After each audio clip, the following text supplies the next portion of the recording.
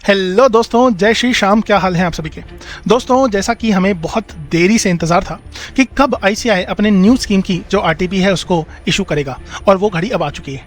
क्योंकि नई स्कीम की आईसीआई ने आरटीपी लॉन्च कर दी है, तो हम लेकर आ गए हैं very in depth discussion of the RTP May 2024 के लिए, जो कि हम एएफएम के लिए देखेंगे। तो बिना टाइम को वेस्ट किए हम अपनी बातों को शुरू करते हैं। इस वीडियो को आपको लाइक करना है सर, एंड तक जरूर देखिएगा, क्योंकि मैंने एक एक कॉन्सेप्ट आपको बड़ी ही डिटेल में समझाया है जो कि आरटीपी में कवर्ड है।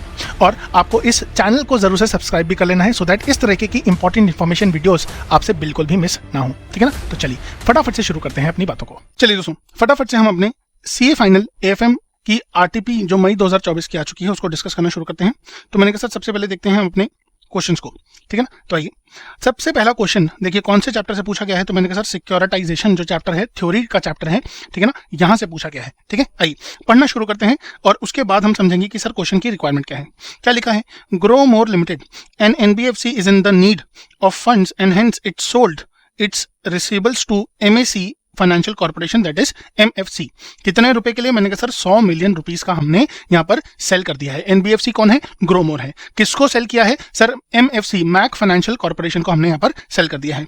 मैक फाइनेंशियल कॉर्पोरेशन ने फिर क्या किया, इन्होंने क्रिएट किया है एक ट्रस्ट जिसको जर्नल इन्वेस्टमेंट ट्रस्ट कह रहे हैं, through which it issued securities carrying a different level of risk and return to the investors. ठीक है ना। चलिए इसके बाद further, this structure also permits the GIT to reinvest surplus funds for a short-term period as per their requirement। तो जैसे भी उनको रिक्वायरमेंट होगा तो हम उसको री इन्वेस्ट कर सकते हैं। इसका मतलब जो पैसा हमारे बोरोवर्स जो ऑब्लिगर्स हैं उनसे आएगा, वहां से हम जो पैसा अपने सिक्योरिटी वाले इन्वेस्टर्स को देंगे, वो जरूरी नहीं है जितना आएगा उतना ही दिया जाएगा। यहां पर हमारे पास कंट्रोल है, हम डिसिंक्रोनाइजेशन कर सकते हैं फंड्स का। ठीक है ना। चलिए आइए, इसीलिए आगे क्या बोला गया, इन्होंने बोला MFC also appointed a third party Safeguard Private Limited SPL to collect the payment due from obligors. Obligors कौन है सर? जो ग्रो मोर एनबीएफसी है उसके जो बोरोवर्स होंगे सर, उनको क्या कहा जाता है? ऑब्लिगर्स। ठीक है ना। तो इनका दूसरा नाम क्या है? Borrowers.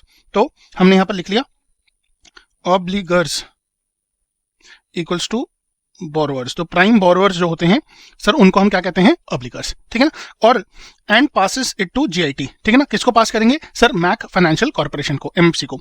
It will also follow up with defaulting obligor and if required initiate appropriate legal action against them. ठीक है। Based on the above scenario answer the following questions. क्या बोला गया, securitised instrument issued for rupees 100 million by the GIT falls under the category of dash pass through certificates, pay through security, stripped security and debt fund. दोस्तों, हम ये जानते हैं कि तीन तरीके की हम अलग अलग सिक्योरिटीज पढ़ते हैं। जैसे कि है, पहली है पास थ्रू सर्टिफिकेट, जिसमें ये ऑब्लिगेशन होती है कि जितना पैसा आएगा उतना ही पैसा हमको अपने उन सिक्योरिटी को जो बाय करने वाले इन्वेस्टर्स हैं उनको हम देते हैं।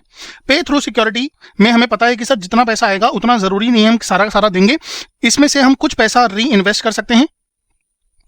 ठीक है ना। और यहां पर कुछ पैसा हम वापस इन्वेस्टर को दे देंगे। ठीक है ना।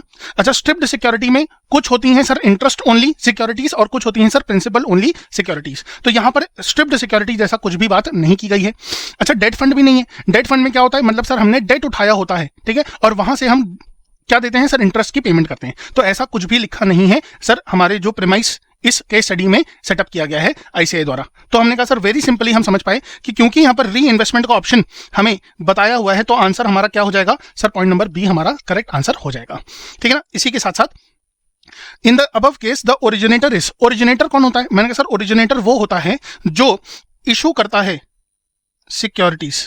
ठीक है ना, जो इशू करता है सिक्योरिटीज। सर ये कौन है? मैंने कहा सर ये तो हमारा मैक फाइनेंशियल कॉर्पोरेशन ही होगा, क्योंकि ये ही तो स्पेशल पर्पस व्हीकल है ना, स्पेशल पर्पस व्हीकल है। जो ग्रो मोर जो एनबीएफसी है उसकी सर जो दिक्कत है उसको क्या कर रहा है सर आसान कर रहा है, क्योंकि उसके पास पैसा नहीं है फर्दर लेंड करने के लिए। तो उसके पास बोरोवर्स तो हैं बट उसके पास पैसा नहीं है लेंड करने के लिए। और ये पूरा सिक्योरिटाइजेशन प्रोसेस कैरी आउट किस लिए किया जाता है? सो दैट बैंक और एनबीएफसी के पास एक्स्ट्रा सरप्लस फंड्स आ जाए, so that they can extend further. ठीक है ना। चलिए सर, इसके बाद हम अपने थर्ड क्वेश्चन की तरफ चलते हैं। थर्ड क्वेश्चन में क्या बोला गया, in the above scenario GIT is and dash, what is this. तो मैंने कहा सर ऑप्शन क्या क्या दिए हुए हैं, ऑब्लिगर नहीं हो सकता, क्योंकि सर ऑब्लिगर तो वही होते हैं जो इनिशियली ग्रो मोर से बोरो करके बैठे होंगे फंड्स, ठीक है ना। ओरिजिनेटर कौन होता है सर, ये हमने ऑलरेडी समझ लिया है कि सर ये तो मैक फाइनेंशियल कॉर्पोरेशन है, ठीक है ना। अच्छा, स्पेशल पर्पस व्हीकल, मैंने कहा नहीं सर स्पेशल पर्पस व्हीकल भी नहीं हो सकता। सर गलत बोल रहे हो आप, ये ही तो हमारी स्पेशल पर्पस व्हीकल है जो मैक फाइनेंशियल कॉर्पोरेशन ने क्या किया है। मैंने कहा सर जो ट्रस्ट स्पेसिफिकली बनाया गया है मैक फाइनेंशियल कॉर्पोरेशन के द्वारा, ठीक है ना। अब सर इसका मतलब क्या यहाँ पर दो एसपीवीज है, मैंने कहा नहीं दोस्तों, जनरली क्या होता है कि जो व्यक्ति इशू कर रहा है सिक्योरिटीज, है ना, वही होता है एसपीवी। तो आइए हम एक बार क्वेश्चन को पढ़ते हैं। क्या लिखा है, MFC created a trust for this purpose called GIT, that is the General Investment Trust, through which it will issue some securities at different level of risk। इसका मतलब मैक फाइनेंशियल कॉर्पोरेशन ने एक और एंटिटी का origination किया है और वो कहलाएगा अब हमारा क्या सर एसपीवी, ठीक है। बट अगर इस केस स्टडी में जीआईटी का कंस्ट्रक्शन या क्रिएशन नहीं होता तो मैक फाइनेंशियल कॉर्पोरेशन ही हमारा क्या बन जाता, एसपीवी बन जाता, ठीक है ना। तो यहाँ पर कंसेप्ट को भी क्लियर करते हुए चलेंगे, तो आंसर क्या हो जाएगा सर अपना एसपीवी, ठीक है ना, स्पेशल पर्पस व्हीकल, ठीक है ना। चलिए, इन the above case the safeguard Private limited is and dash. तो मैंने कहा सर ऑब्लिगर नहीं हो सकता, ओरिजिनेटर नहीं हो सकता, स्पेशल पर्पस व्हीकल नहीं हो सकता। तो सर हमारे इस हिट एंड ट्रायल, हमारे इस कैंसिलेशन वाले प्रोसेस के थ्रू हम समझ पाए कि सर आंसर हमारा डी ही होना चाहिए, है ना। तो ठीक है, तो हमारा आंसर क्या है सर डी, ठीक। चलिए सर इसके बाद last question, which of the following statements holds true, ठीक है। When yield to maturity in the market rises, prices of the principal PO securities tends to rise. PO securities का मतलब क्या है सर, यहाँ पर पीओ सिक्योरिटीज का मतलब यह है कि ये वो सिक्योरिटीज होती हैं जिसमें इन्वेस्टर को सिर्फ और सिर्फ प्रिंसिपल पे अधिकार होता है और कहीं भी अधिकार नहीं होता है, ठीक है। चलिए इन्होंने आगे क्या लिखा सर, दूसरा ऑप्शन कह रहा है when yield to maturity in market rises, prices of principal only PO securities tend to fall। फिर इन्होंने लिखा कि sir yield to maturity in market falls, the prices of the principal PO tends to fall।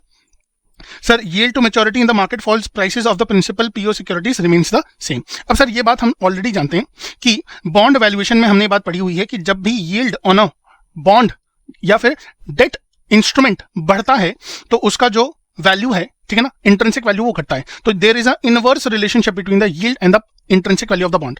Therefore उस logic से अगर मैं कहूं तो हमारा जो आंसर क्या आएगा सर बी आ जाएगा। क्यों? क्योंकि यहां पर जब यील्ड बढ़ रहा है तो ये कह रहा है कि सर पीओ का जो प्राइस होगा, prices of the PO securities tends to fall, and because there is an inverse relationship between the two, therefore हमारा बी आंसर करेक्ट होने वाला है, ठीक है ना। तो चलिए सर पहला केस स्टडी हम लोगों ने यहाँ पे कर लिया है, आइए फटाफट से हम अपने आंसर्स को चेक करते हैं। तो मैंने कहा देखिए सबसे पहला आंसर है B B C D B. चलिए ये हमारा पहला क्वेश्चन हो जाता है कंप्लीट, है ना। चलिए तो बड़ी ही आसान तरीके से हमने कंसेप्ट को रिवाइज किया और हमने क्वेश्चंस को भी कर लिया, ठीक है ना। अब हम चल रहे हैं अपनी दूसरी केस स्टडी, और देखिए दोस्तों आपको देख के यहाँ पर एनालाइज करना चाहिए कि आईसीआई ने कितनी खूबसूरती से अलग अलग चैप्टर से केस स्टडीज निकाली हैं जो कि सिर्फ थ्योरी मात्र रह जाते थे चैप्टर्स, है ना। सिक्योरिटी एनालिसिस क्या लिखा है, you are a financial analyst at a prominent investment firm and have been tasked with empirically verifying the weak form of efficient market hypothesis EMH theory for the XYZ stock index, a collection of diverse stocks. You decided to conduct 3 different tests to assess whether the stock market follows the principle of the weak form of EMH or not। ठीक है, चलिए अब 3 test हैं sir, आपको फटाफट से अपने security analysis वाले चैप्टर को जाकर रिवाइज करना चाहिए। और क्या करना चाहिए सर, वहां पर ईएमएच का हमने एक टॉपिक पढ़ा था, उसमें 3 तरीके के टेस्ट पढ़े थे और एक एक टेस्ट इन्हीं पैराग्राफ के थ्रू हमें समझना है। चलिए सबसे पहला टेस्ट पढ़ते हैं और समझने की कोशिश करते हैं। क्या लिखा गया इसके अंदर, for past 5 years you collected daily price changes of the stocks in the XYZ stock index, you calculated correlation coefficients for different lag periods and analyze whether past price changes exhibit any significant correlation with the future price changes. You considered price changes to be serially independent. The results indicated that most autocorrelation coefficients are close to 0 and statistically insignificant, suggesting those that past price changes do not predict the future price changes। Sir इसी को तो weak form of efficiency भी कहा जाता है ना। हाँ sir, तो वीक फॉर्म ऑफ एफिशिएंसी का मतलब क्या है कि सर पास्ट डेटा के बल पर हम आने वाले समय के future price change in the stock को प्रिडिक्ट नहीं कर सकते, ठीक है ना। चलिए अच्छा, टेस्ट 2 क्या कह रहा है, मैंने कहा सर टेस्ट 2 कह रहा है, you further investigated the randomness of the price changes in the XYZ stock index, analysing the sequence of daily price change, you count the number of runs. Low sir, runs लिखते ही तो हमें बात sir सारी clear होगी कि ये तो runs test ही है, ठीक है ना। तो एलिमिनेशन राउंड खेलना है अपने को, ठीक है ना। जो बातें जहां बहुत ही ज्यादा तरीके से क्लियर होती रहे हमें वहां पर लिख देना है। हालांकि सर ऊपर वाला टेस्ट भी पढ़ के, क्योंकि यहाँ पर कोरिलेशन का डिस्कशन इन्होंने कर दिया, जिक्र कर दिया है, तो हमें पता है कि सर ये सीरियल कोरिलेशन टेस्ट ही है, बट हमने अभी सर श्योर नहीं किया अपने आप को, है ना। चलिए जहां हम श्योर होंगे हम वहीं पे अपना सर कमेंट लिखेंगे, ठीक है। आइए तो हमने कहा सर आगे बढ़ते हैं। Where price changes are consistently positive और negative upon comparing the observed number of runs with the expected number based on randomness, you find that they align closely, supporting the idea that the price changes follow a random pattern. इसका मतलब जो पुराने समय के price changes हो रहे हैं उससे कोई पैटर्न नहीं निकल पा रहा है। हम ये नहीं कह पा रहे कि इतने रन्स के बाद अगर पॉजिटिव आया है रन, या इसको दूसरे तरीके से समझें कि सर अगर मैं कहूं कि कुछ समय के लिए प्राइस ऊपर ही जा रहा है और लेट्स से ये 5 दिन का डेटा है अपने पास, ये 5 दिन का डेटा में सर पहले प्राइस ऊपर गया, फिर 3 दिन के डेटा में हमने देखा कि प्राइस नीचे गया, तो इसके बेसिस पर क्या मैं कोई पैटर्न निकाल पा रहा हूं? तो हमने कहा कि नहीं सर, इस डेटा के बेसिस पर हम कोई भी पैटर्न नहीं निकाल पा रहे हैं, क्योंकि there is very much randomness in the changes in the price, ठीक है ना। और जब रैंडमनेस होती है तो कोई भी प्रिडिक्शन हम नहीं कर सकते on the basis of the past data, ठीक है। चलिए तो आइए फटाफट से, तो हमने कहा सर टेस्ट नंबर 3 में क्या किया है, आइए देख लेते हैं। To examine the efficacy of trading strategies based on the historical prices, you implemented a simple trading rule for the XYZ stock index. The rule involves buying the price when crosses a moving average of 5% threshold and selling it when it crosses another 7% of the threshold. चलिए आगे बढ़ते हैं। Sir अब इन्होंने लिखा है over a period of testing, you computed the returns generated by the trading strategy.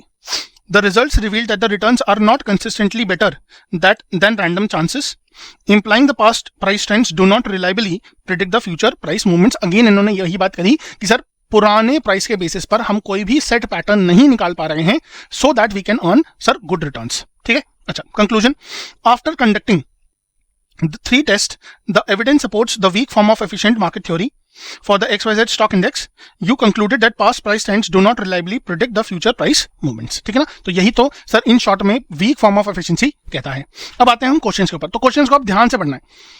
Based on the above information answer the following questions. पहला है टेस्ट 1 क्या है? सीरियल कोरिलेशन है, फिल्टर है, रन टेस्ट है या वेरिएंस रेशियो टेस्ट है? तो मैंने कहा दोस्तों सर हमें पता है कि सर तो पहला आंसर बहुत ही सिंपली क्या है सर, सीरियल कोरिलेशन टेस्ट, ठीक है ना। चलिए अब हम पढ़ते हैं सर टेस्ट 2 कौन सा था? सर ये तो हमने पहले ही लिख लिया था, रन टेस्ट, है ना, तो आंसर आ जाएगा सी। इसके बाद टेस्ट 3 कौन सा था? तो मैंने कहा सर टेस्ट 3 हमारा क्या था? फिल्टर रूल्स टेस्ट, क्योंकि यहां पर हमने फिल्टर लगा लिया था कि बाय करेंगे जब 5% से थ्रेशोल्ड से ऊपर जाएगा शेयर का दाम, और हम सेल तब करेंगे जब 7% से ऊपर जाएगा थ्रेशोल्ड दाम, ठीक है। चलिए यही तो बात लिखी थी, 5% से क्रॉस करेगा और 7% से जब क्रॉस करेगा थ्रेशोल्ड तब हम इसको सेल करेंगे, ठीक है ना। यही तो बात लिखी। तो हमने फिल्टर लगा लिया, एक तरीके का फिल्टर लगाए, तो सर आंसर क्या हो जाएगा? फिल्टर रूल्स टेस्ट, ठीक है। अब आते हैं 4th और 5th पॉइंट के ऊपर। 4th पॉइंट क्या कह रहा है सर, फटाफट से पढ़ देंगे।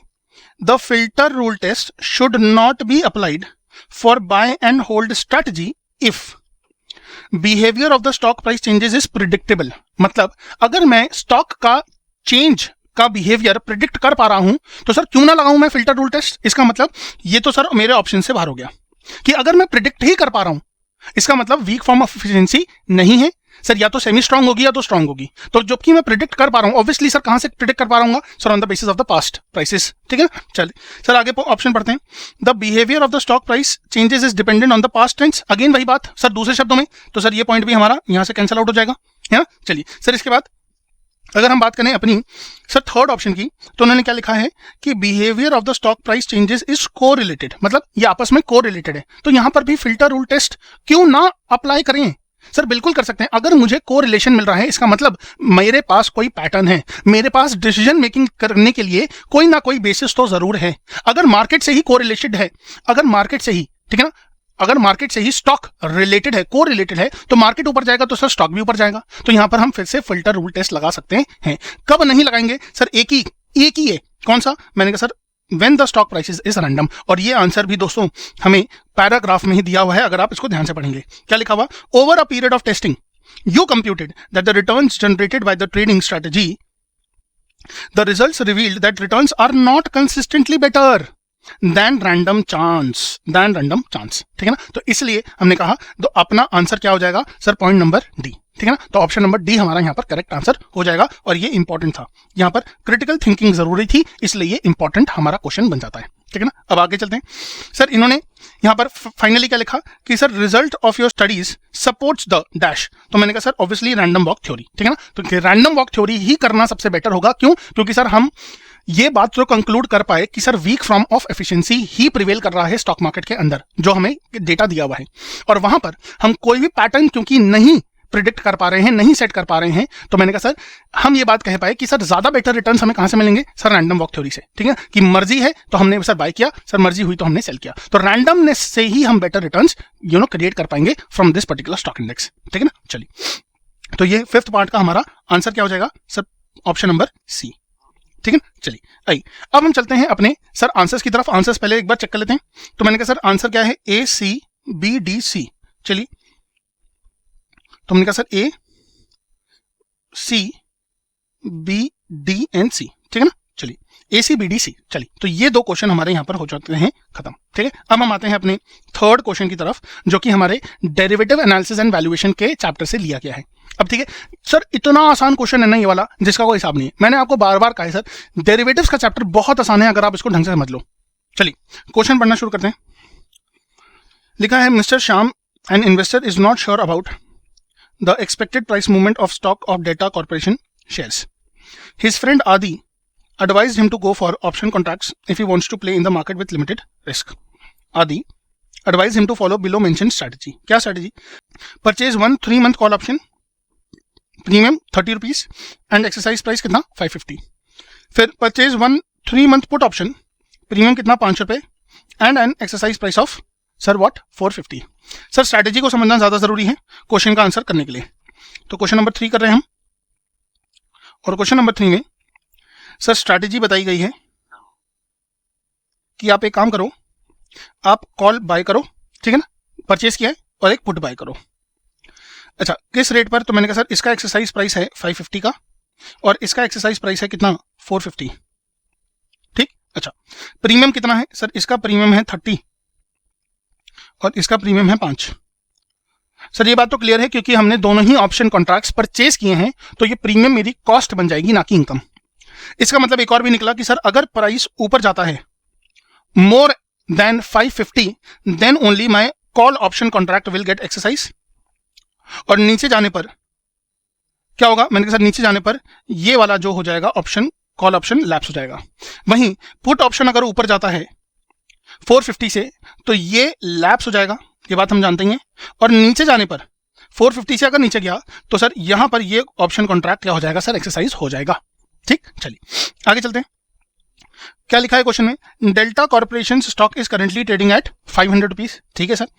Demonstrate net payoff position for mister Shyam at the expiry of option after 3 months if the price of the Delta corporation stock happens to be no change in the price, falls to 350 and rises to 600। तो लीजिए दोस्तों, एक एक situation तीनों दे दी है ना।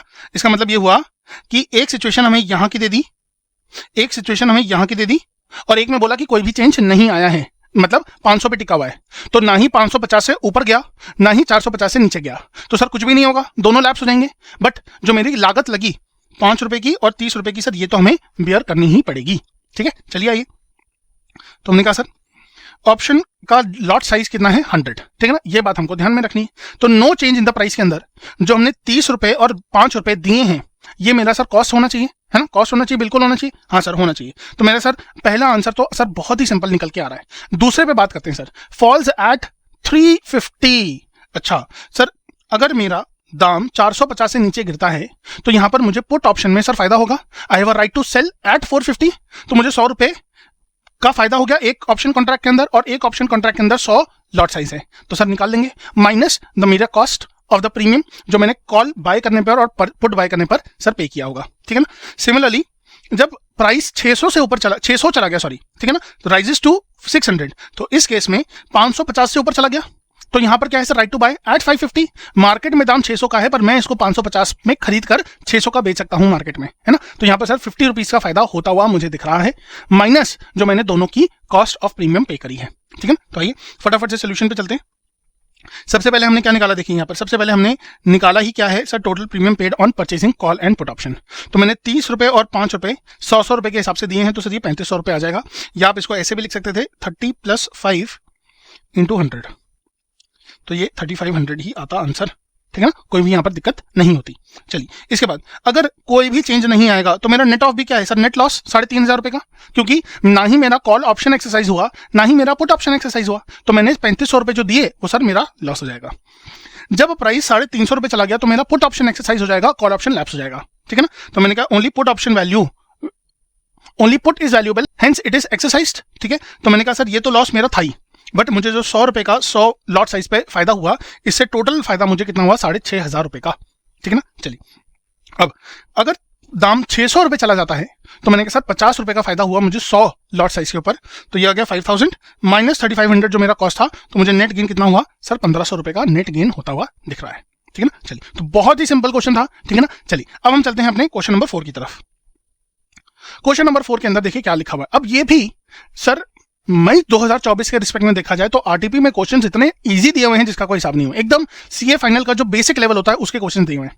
Question को पढ़ेंगे और हम समझ जाएंगे सर आप सही कह रहे हो कि सर क्वेश्चंस तो बहुत आसान दिए हुए हैं, ठीक है। आइए पढ़ना शुरू करते हैं। The price of ACC stock on 31 December 2022 was 220 and the futures price on the same stock on the same date, that is 31 December 2022 for March 2023 is 222। तो प्राइस ऑफ स्टॉक है 220 का और वहीं पर उसी स्टॉक के ऊपर फ्यूचर्स का दाम कितना है 2222 का, ठीक है ना, 222 का। Other features of the futures contract and the related information are as follows. Time to expiration है 3 मंथ्स या फिर मैं बोलूं 0.25 ईयर्स या क्वार्टर।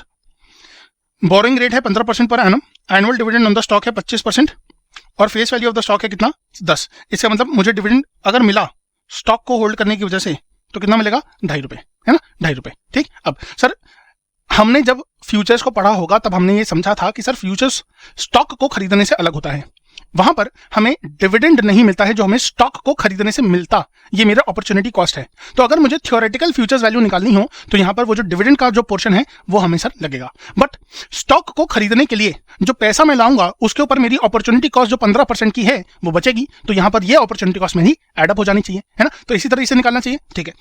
क्या लिखा है क्वेश्चन की रिक्वायरमेंट में, advise the investor the course of action to be followed by him so as to earn risk-free income if he can sell the stock short at spot price। अगर वो बेच सकता है शॉर्ट का मतलब sir खरीदने से पहले ही बेच सके तो क्या होगा, ठीक है ना। तो हमें एक रिस्क फ्री इनकम कैसे जनरेट करनी है यूजिंग फ्यूचर्स यहां पर ये बताया है। सर आप आसान भाषा में बताओ ना कि क्वेश्चन ने आर्बिट्राज करने को बोला है ना। हाँ सर, इसका मतलब ये हुआ कि सबसे पहले तो ये पता कर लीजिए सर कि थ्योरेटिकल वैल्यू ऑफ फ्यूचर्स क्या निकल कर आएगा। अगर थ्योरेटिकल वैल्यू ऑफ फ्यूचर्स सस्ता है और ये महंगे पे ट्रेड कर रहा है तो हम क्या करेंगे सर, सेल करेंगे, फ्यूचर्स ओवर वैल्यूड है। अच्छा वहीं अगर फ्यूचर्स की दाम सस्ता है, ठीक है ना, तो हम क्या करेंगे सर, इसको बाय कर लेंगे, है ना सर, ये कर सकते हैं। चलिए तो थ्योरेटिकल वैल्यू ऑफ फ्यूचर्स निकालते हैं। तो sir theoretical value of futures कैसे निकालेगा सर, ये आपने ऑलरेडी बता दिया कि स्पॉट प्राइस में इंटरेस्ट का पोर्शन जो हमारा नहीं लगा शेयर को खरीदने की वजह से वो, और जो नहीं मिलेगा शेयर को ना होल्ड करने की वजह से सर वो माइनस कर दीजिए। तो ये आ जाएगा मेरा कितना सर, ये आ रहा है 225.75। अब 225.75 मेरी थ्योरेटिकल वैल्यू ऑफ फ्यूचर्स आ रही है, बट हमें तो फ्यूचर्स कितने में मिल रहा है 222 में। इसका मतलब मैं क्या कह सकता हूं सर, आर्बिट्राज हो सकता है और आर्बिट्राज में मुझे क्या करना होगा, मुझे 3 महीने का फ्यूचर 222 रुपीस में बाय करना चाहिए।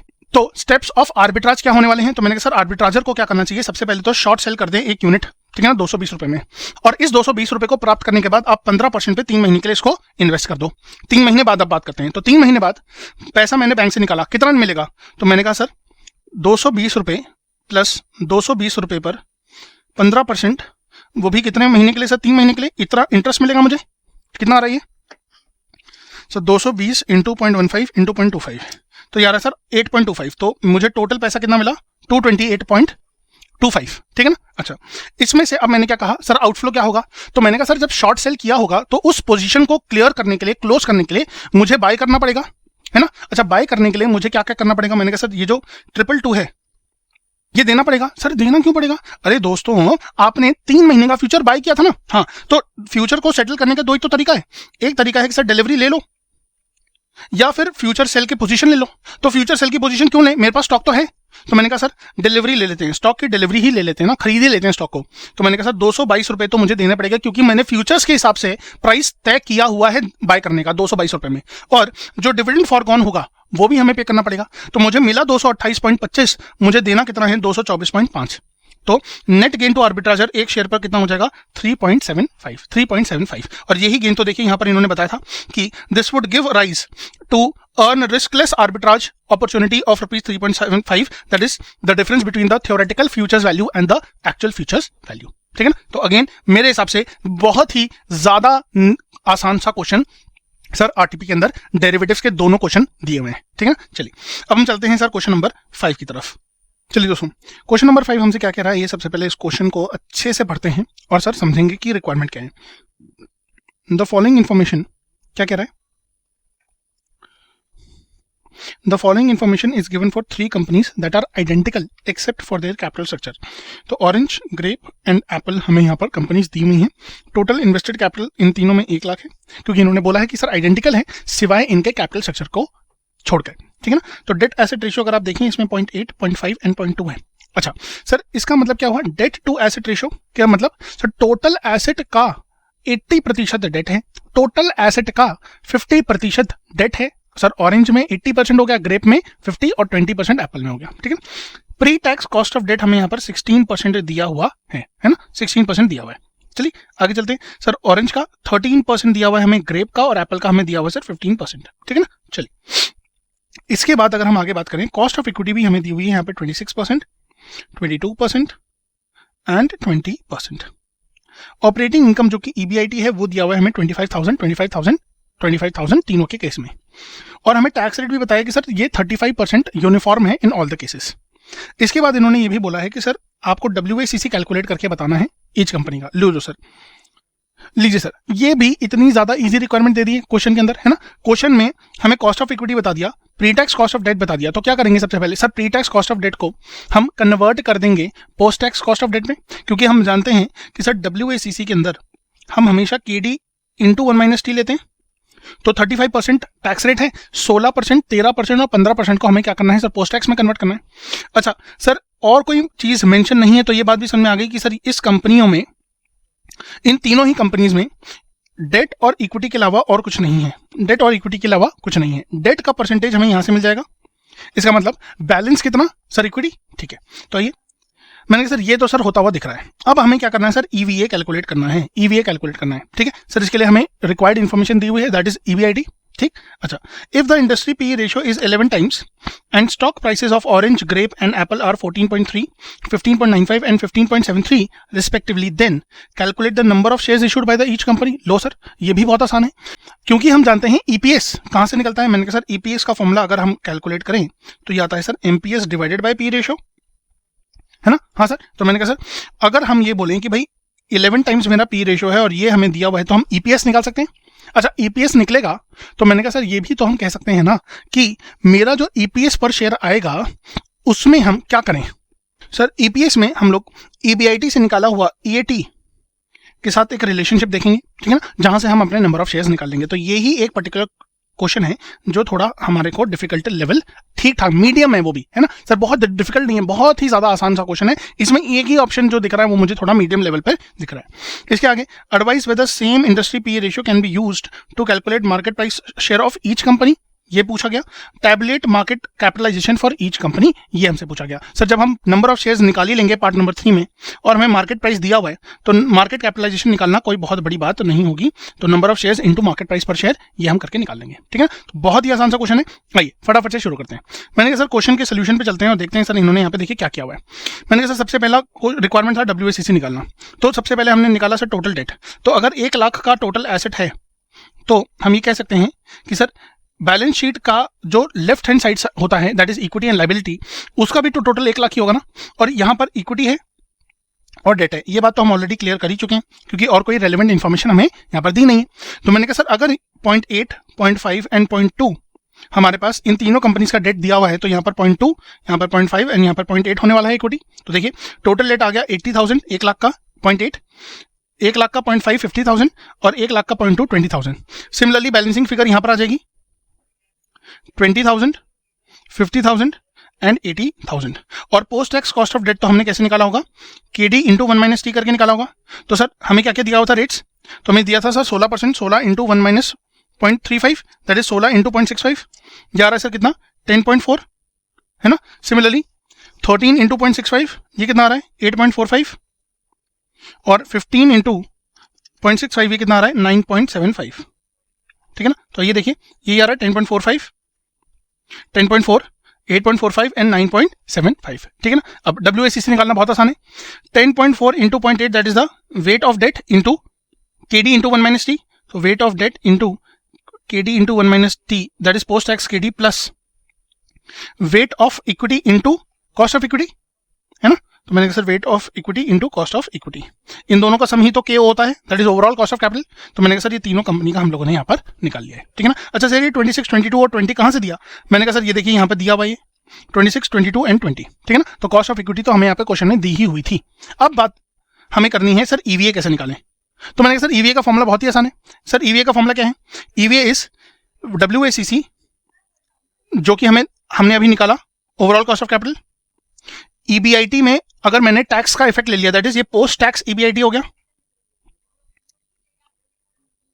ये कितना आ रहा है, तो मैंने कहा सर ये तो हमें कॉमन ही दिया हुआ है ना, तीनों कंपनीज का 25,000 25,000 25,000। तो हमने कहा सर 25,000 इंटू 0.65 ये कितना आ जाएगा 16,250।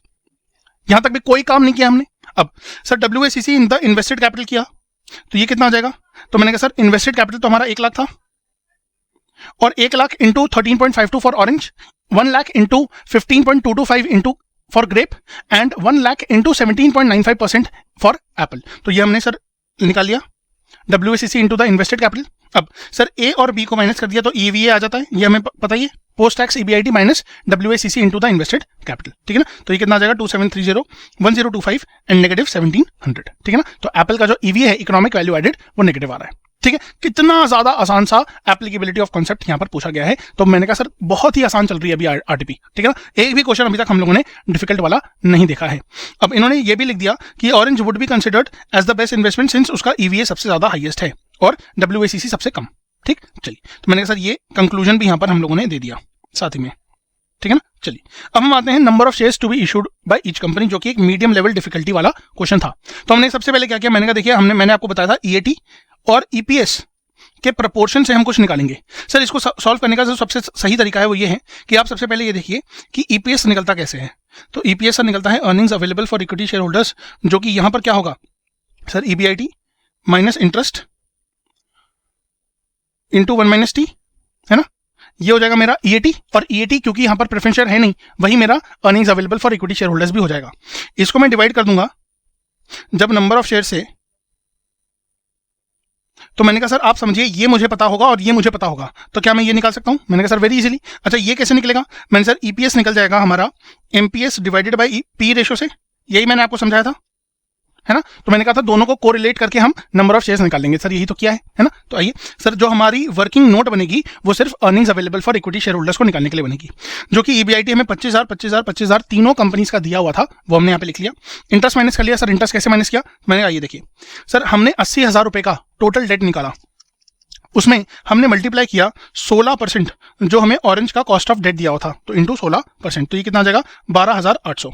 तो मैंने देखिए सबसे पहले 12,800 यहाँ पर माइनस किया। सिमिलरली 50,000 के डेट पर मैंने मल्टीप्लाई किया 13%, तो ये कितना आ रहा है सर 6,500, तो मैंने 6,500 रुपए का इंटरेस्ट यहाँ पर माइनस किया। सिमिलरली मैंने सर 20,000 के डेट के ऊपर 15% दैट इज 3,000 रुपए का इंटरेस्ट यहाँ पर माइनस किया होगा, ठीक है ना। तो मेरे पास यहाँ पर क्या आ जाएगा PBT या EBT लिख सकते हैं, ठीक है। अब इसमें से क्या करना है, मैंने कहा सर यहाँ पर 35% का जो टैक्स रेट है बस टैक्स रेट माइनस कर दो, तो मैंने कहा सर माइनस कर दिया, तो 12,200 इंटू 35% ये कितना आ रहा है सर 4270, 18,500 इंटू 35% ये कितना आ रहा है सर 6475 एंड 22,000 इंटू 0.35 ये आ रहा है सर 7,700। तो हमारे पास EAT आ जाएगा, अब या पैट बोल लीजिए एक ही बात है। अब ये EAT ही तो मेरा earnings available for equity share holders है ना। तो मैंने कहा सर अब क्या करना है, कुछ भी नहीं सर, यहां पर जो तरीका अपनाया है वो थोड़ा सा डिफरेंट है, बट बात तो वही है, चाहे कान को इधर से पकड़िए चाहे उधर से पकड़िए।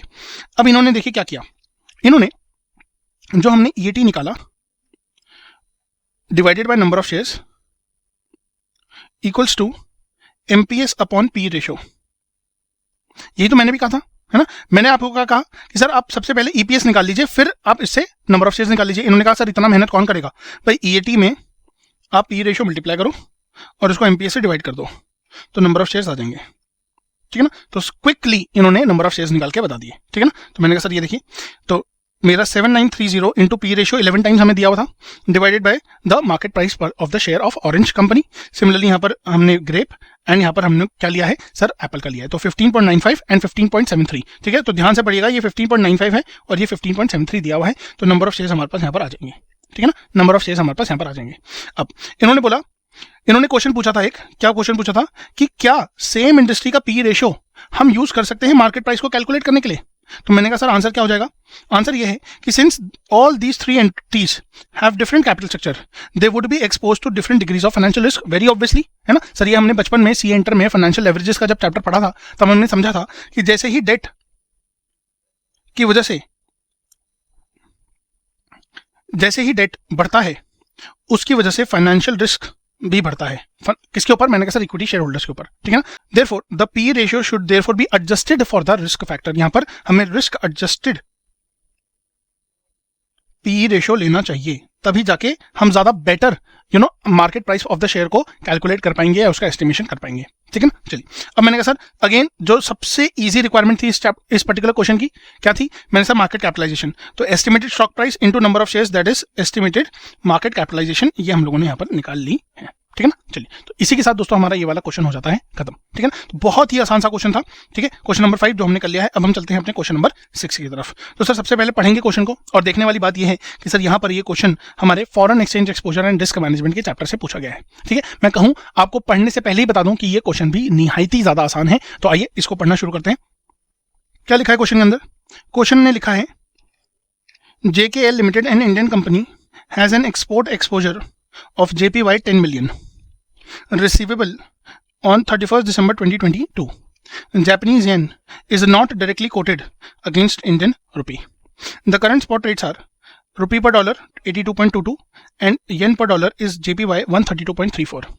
It is estimated that Japanese yen will depreciate to 154 against US dollar and Indian rupee to depreciate against dollar how much, 285. इसका मतलब ये हुआ कि जो हम एक्सपेक्ट कर रहे हैं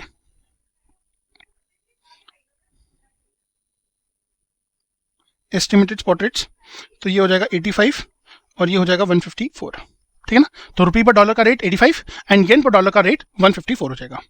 इन्होंने ये भी बताया कि forward rates as on 31st December 2022 are as follows. तो रुपये पर dollar 86.5 and yen per dollar हमें दिया हुआ है 140.35, ठीक है। चलिए तो डेटा तो बहुत छोटा सा दिया है, क्वेश्चन की रिक्वायरमेंट क्या है, evaluate the expected loss based on the estimated rates if hedging is not done. लो सर, लो बताओ कितना आसान सा क्वेश्चन है सर, मतलब ये तो बहुत ही ज्यादा आसान हो गया सर। अगर स्पॉट रेट ये है, एस्टिमेटेड स्पॉट रेट ये है, तो इन दोनों को यूज करके हम क्रॉस रेट का कॉन्सेप्ट लगाएं और हम रुपी पर येन का रेट निकाल लें। क्योंकि हम कौन है, मैंने कहा सर इंडियन कंपनी, तो हमें रुपी से मतलब है और हमारा जो एक्सपोजर अमाउंट है वो है येन का।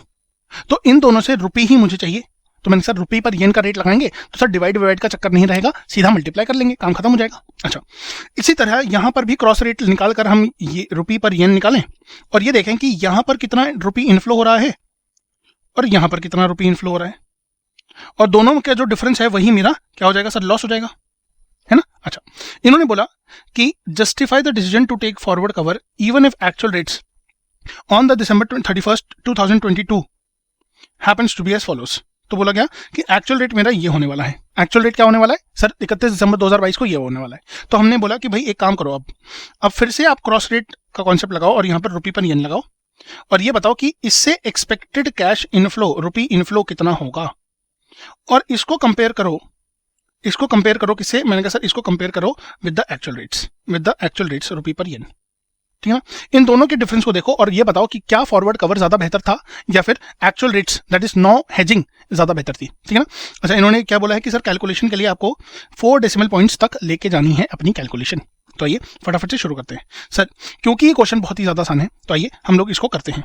तो मैंने कहा सर सबसे पहले हमने कहा क्वेश्चन नंबर हमारा चलिए सर, क्वेश्चन को पढ़ लिया है, रिक्वायरमेंट को समझ लिया है, अब हमें क्या करना है, मैंने कहा सर इसके सोल्यूशन को हमें समझना है। तो सर समझने के लिए क्या है, आपने बाकी सब तो समझा ही दिया है, बस सर इसकी वर्किंग दिखा दो। मैंने कहा तो ठीक है, आइए वर्किंग ही देख लेते हैं। फर्स्ट रिक्वायरमेंट की तरफ अगर हम चलें तो हमने कहा since the direct quote for yen and rupee is not available it will be calculated by cross exchange rate concept. तो हमने कहा सर क्योंकि हमारे पास exchange rate A and exchange rate B दिया हुआ है, तो एक्सचेंज रेट ए में क्या दिया हुआ है सर, रुपी पर डॉलर दिया हुआ है, और यहाँ पर हमें येन पर डॉलर दिया हुआ है। तो अगर मुझे रुपी पर येन चाहिए तो मुझे ए को बी से डिवाइड करना होगा। तो मैंने सर अगर मैं ऐसा करूंगा तो रुपी पर dollar divided by yen per dollar आएगा, और मैथमेटिक्स के कॉन्सेप्ट के हिसाब से ये इनवर्स होके रुपी पर येन बन जाएगा। तो इसका मतलब मुझे ए को डिवाइड करना है बी से, ठीक है ना, ए को डिवाइड करना है बी से। तो हमने स्पॉट रेट निकाला पहले तो, ठीक है ना, स्पॉट रेट निकाला। सर क्वेश्चन में रेट्स क्या दिए हुए थे, 82.22 डिवाइडेड बाय 132.34। तो हमने क्या निकाला सर, ये 0.6213, 4 डेसिमल पॉइंट्स तक, ठीक है। अब मैंने कहा sir spot rate on the date of export is yen equals to rupees 0.6213। तो मेरा जो इनफ्लो होगा इसके बेसिस पर कितना हो जाएगा, 10 मिलियन इंटू 0.6213। तो ये आ रहा है sir 62,13,000 on the basis of spot rate. अच्छा, इसी तरह एस्टिमेटेड रेट्स की अगर मैं बात करूं तो एस्टिमेटेड रेट्स क्या थे, 85 डिवाइडेड बाय 154। तो ये कितना आ रहा है सर, 0.5519। अब ऑब्वियसली सर मैंने कहा सर अगर एक येन के बदले जहां मुझे रुपीज 0.6213 मिल रहे थे, वहां अब एस्टिमेटेड रेट्स के बदले मुझे मुझे एस्टिमेटेड रेट्स के बेसिस पर एक येन के लिए कितना मिलेगा, सिर्फ ओनली 0.5519। तो मैंने कहा सर ये तो हमें घाटे का सौदा दिख ही रहा है, तो 0.5519 इंटू 10 मिलियन, तो ये कितना आ रहा है रुपीज 55,19,000। तो एस्टिमेटेड लॉस कितना हो गया, मैंने कहा सर एस्टिमेटेड लॉस हो गया 62,13,000 माइनस 55,19,000, है ना। चलिए, तो ये कितना आ रहा है 6,94,000। तो देखिए हमारा जो लॉस की वैल्यू आ रही है वो यही आ रही है ना। चलिए, अब हमें क्वेश्चन नंबर 2 में ये पूछा था कि आप ये बताइए कि फॉरवर्ड कवर को लें, ठीक है ले लेंगे, पर इसको जस्टिफाई कीजिए, हमें बताइए कि कैसे ज्यादा फायदा होगा मुझे फॉरवर्ड कवर लेने से, है ना। चलिए, तो मैंने कहा सर सबसे पहले जो फॉरवर्ड कवर वाला पॉइंट है इसमें क्या करना होगा, हमें कुछ नहीं करना है सर, सीए में जो काम हमने ऊपर किया ना वही नीचे भी करना है। क्या करना है सर, जो हमें स्पॉट के रेट पर मिलता, ठीक है, और फॉरवर्ड कवर के बेसिस पर जो मिलेगा तो उसमें कितना लॉस। तो मैंने कहा सर फॉरवर्ड कवर में क्या मिला, तो मैंने कहा सर ये थे forward dates 86.5 divided by 140.35 into 10 million, है ना। तो ये कितना आ रहा है, तो ये आ रहा है सर अपने पास 0.6163, ठीक। अब इसके बेसिस पर 10 मिलियन पाउंड जब 10 मिलियन येन जब मिलेंगे तो ये कितने मिलेंगे, तो मैंने कहा सर 61,63,000 मिलेंगे। तो मुझे टोटल लॉस अगर हुआ भी फॉरवर्ड कवर की वजह से तो कितना होगा सर, मात्र 50,000 रुपए का। बट वहीं अगर आप हेज नहीं करते हैं और वेट करते हैं और जब एक्चुअल स्पॉट रेट्स आएंगे उससे आप अपने येन को रुपीज में कन्वर्ट करते हैं तो आपको क्या रेट मिलेगा, 86.25 डिवाइडेड बाय 140.85। तो ये आपको रेट मिलेगा 0.6123 का, ठीक है ना। तो यहां पर अब आपको कितना मिलने वाला है, मैंने सर राउंड ऑफ कर दिया इसको हमने 4 के लिए, क्योंकि इसके बाद 3 के बाद 5 है ना। तो 0.6124 हो गया इंटू 10 मिलियन, तो हमें मिलेगा सर 61,24,000। तो टोटल लॉस कितना हुआ सर 89,000 का। क्योंकि loss under the forward cover कम है तो हमने क्या कहा, मैंने कहा सर ऑब्वियसली हम कम लॉस की तरफ जाएंगे, हम हमेशा फॉरवर्ड कवर की तरफ जाने वाले हैं, क्योंकि यहां पर हमारा जो लॉस है वो 39,000 कम हो रहा है अंडर फॉरवर्ड कवर, ठीक है ना। चलिए, अब यहाँ पर कंक्लूजन लिखने के लिए लैंग्वेज आप कोई सी भी यूज कर सकते हैं। जैसे यहाँ पर इन्होंने सिर्फ इतना बताया है कि लॉस दोनों ऑप्शंस में कितना है, हम दूसरी तरीके से भी लिख सकते हैं। क्या लिख सकते हैं कि सर हमारा loss under the forward cover is less by what 39,000, ठीक है। चलिए सर, यहाँ पर हमारा ये जो क्वेश्चन नंबर 6 है वो भी कंप्लीट हो चुका है। अब बारी है क्वेश्चन नंबर 7 की। तो आइए क्वेश्चन नंबर 7 क्या कह रहा है। क्वेश्चन नंबर 7 ने कहा a UK based exporter exported goods to USA, ठीक है। The invoice amount is $7 lakh and the credit period is 3 months, ठीक है सर, कोई इशू नहीं है। Exchange rates in London are as follows. तो डॉलर पर पाउंड हमें दिया हुआ है रेट्स, और 3 month फॉरवर्ड रेट हमें दिया हुआ है डॉलर पर पाउंड का। फिर rate of interest in the money market दिया है सर, डॉलर में इन्वेस्टिंग और बोरोइंग का रेट, और पाउंड में इन्वेस्टिंग और बोरोइंग का रेट। सर इतना देखते ही कहीं ना कहीं अपने को बात ये समझ में आ गई कि सर ये पूछेंगे कि forward cover versus money market hedge बता दो। तो इन्होंने बोला justify your stand to choose money market hedge including steps instead of the forward cover. लो सर, अगेन बहुत ही आसान सा क्वेश्चन है ना। तो मैंने कहा सर यहाँ पर करना क्या है सर, सबसे पहले तो अपने को ये समझना चाहिए कि मनी मार्केट हेज अगर हो, है ना, तो मनी मार्केट हेज में फॉरेन एक्सपोर्टर हम क्या करते हैं, है ना। तो मैंने कहा सर हम जो स्ट्रैटेजी अपनाते हैं वो ये कहते हैं कि भाई अनसर्टेनिटी को हटा दो, अनसर्टेनिटी को हटा दो। अनसर्टेनिटी कैसे हटेगी? तो मैंने कहा सर अनसर्टेनिटी को हटाने के लिए एक ही तरीका है, जो आज से 3 महीने बाद आने वाला है उसको किसी तरह आज ही ले आओ, है ना, आज ही ले आओ, T0 पे ले आओ, T3 मंथ्स का वेट ही मत करो। तो मैंने कहा सर एक काम करते हैं, आज ना हम बोरो कर लेते हैं।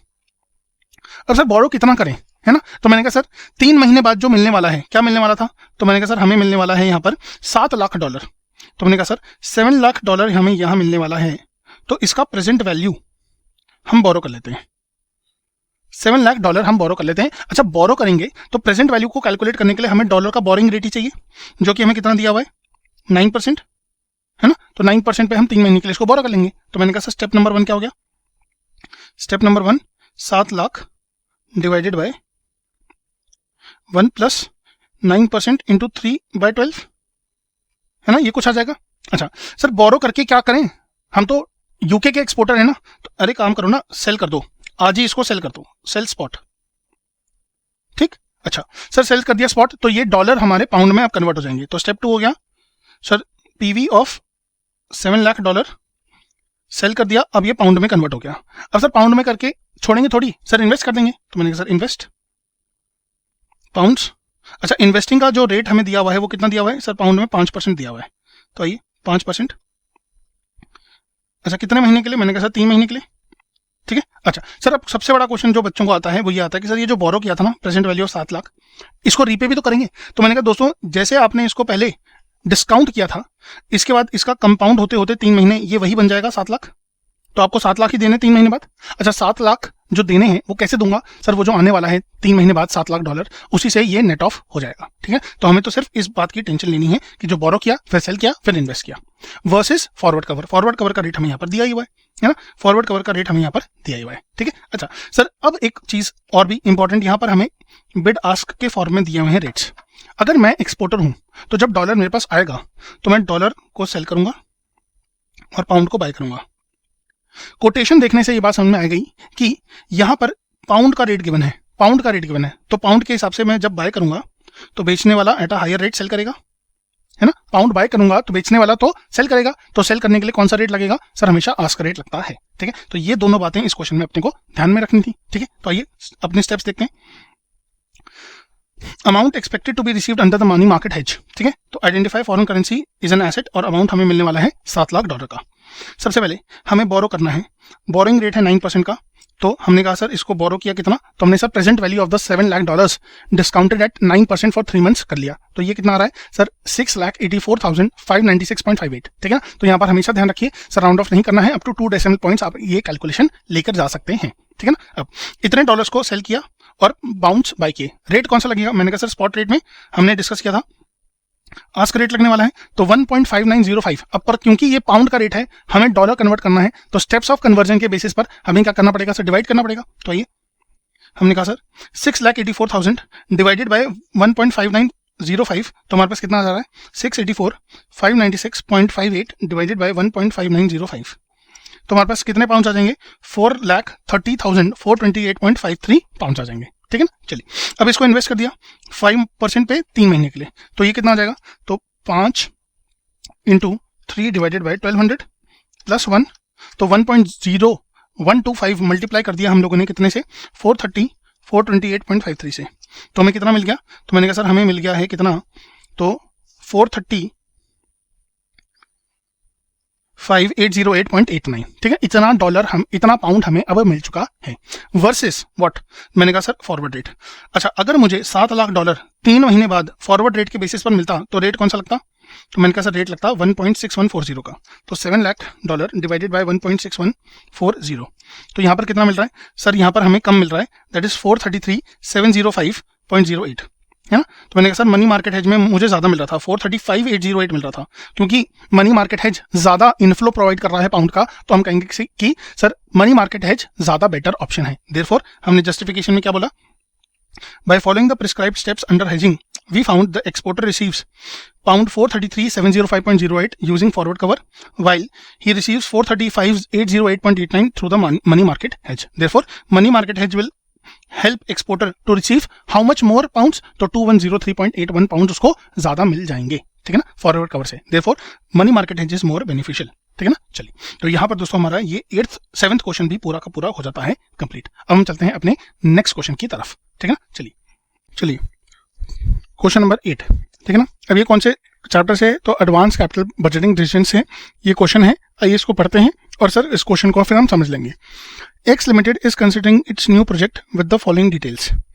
इनिशियल कैपिटल कॉस्ट है 400 करोड़ का, एनुअल यूनिट सेल्स है 5 crore, selling price per unit है 100, वेरिएबल कॉस्ट है 50, फिक्स कॉस्ट पर ईयर है 50 करोड़ रुपए, डिस्काउंट रेट है 6%।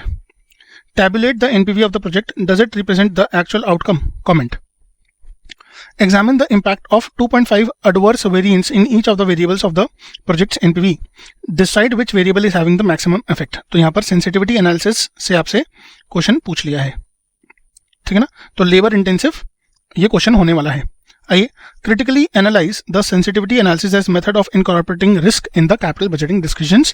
आपको बोला गया है कि लाइफ ऑफ द प्रोजेक्ट है 3 साल की। तो सर ये तो बहुत ही सिंपल होने वाला है, क्योंकि यहाँ पर हमारे पास तीनों सालों में सेम कैश फ्लो निकल कर आएगा, तो यहाँ पर हमें बिल्कुल भी दिक्कत नहीं होने वाली है। तो आइए सर, सबसे पहले हमने क्या देखा, यहाँ पर कॉन्ट्रीब्यूशन आ रहा है 50 रुपये, ठीक है ना, पर यूनिट का, और 5 करोड़ यूनिट्स हम सेल करते हैं, तो 250 करोड़ का हमारे पास यहाँ पर क्या आ जाएगा सर, कंट्रीब्यूशन, जिसमें से 50 करोड़ की हमने फिक्स कॉस्ट कम कर दी, तो ये आ जाएगा सर 200 करोड़, ठीक है ना। 200 करोड़ आ जाएगा मेरा क्या, मैंने कहा सर हमारा EBIT आ जाएगा, और वहां से हम अपनी कैलकुलेशन को पिकअप कर लेंगे। तो पहला क्वेश्चन क्या है सर, एनपीवी कैलकुलेट करिए। तो आइए बहुत ही जल्दी से हम लोग अपने इस काम को करना शुरू करते हैं। तो देखिए, सेलिंग प्राइस पर यूनिट था 100, वेरिएबल कॉस्ट 50, तो कंट्रीब्यूशन भी कितना हुआ, 50 रुपए पर यूनिट।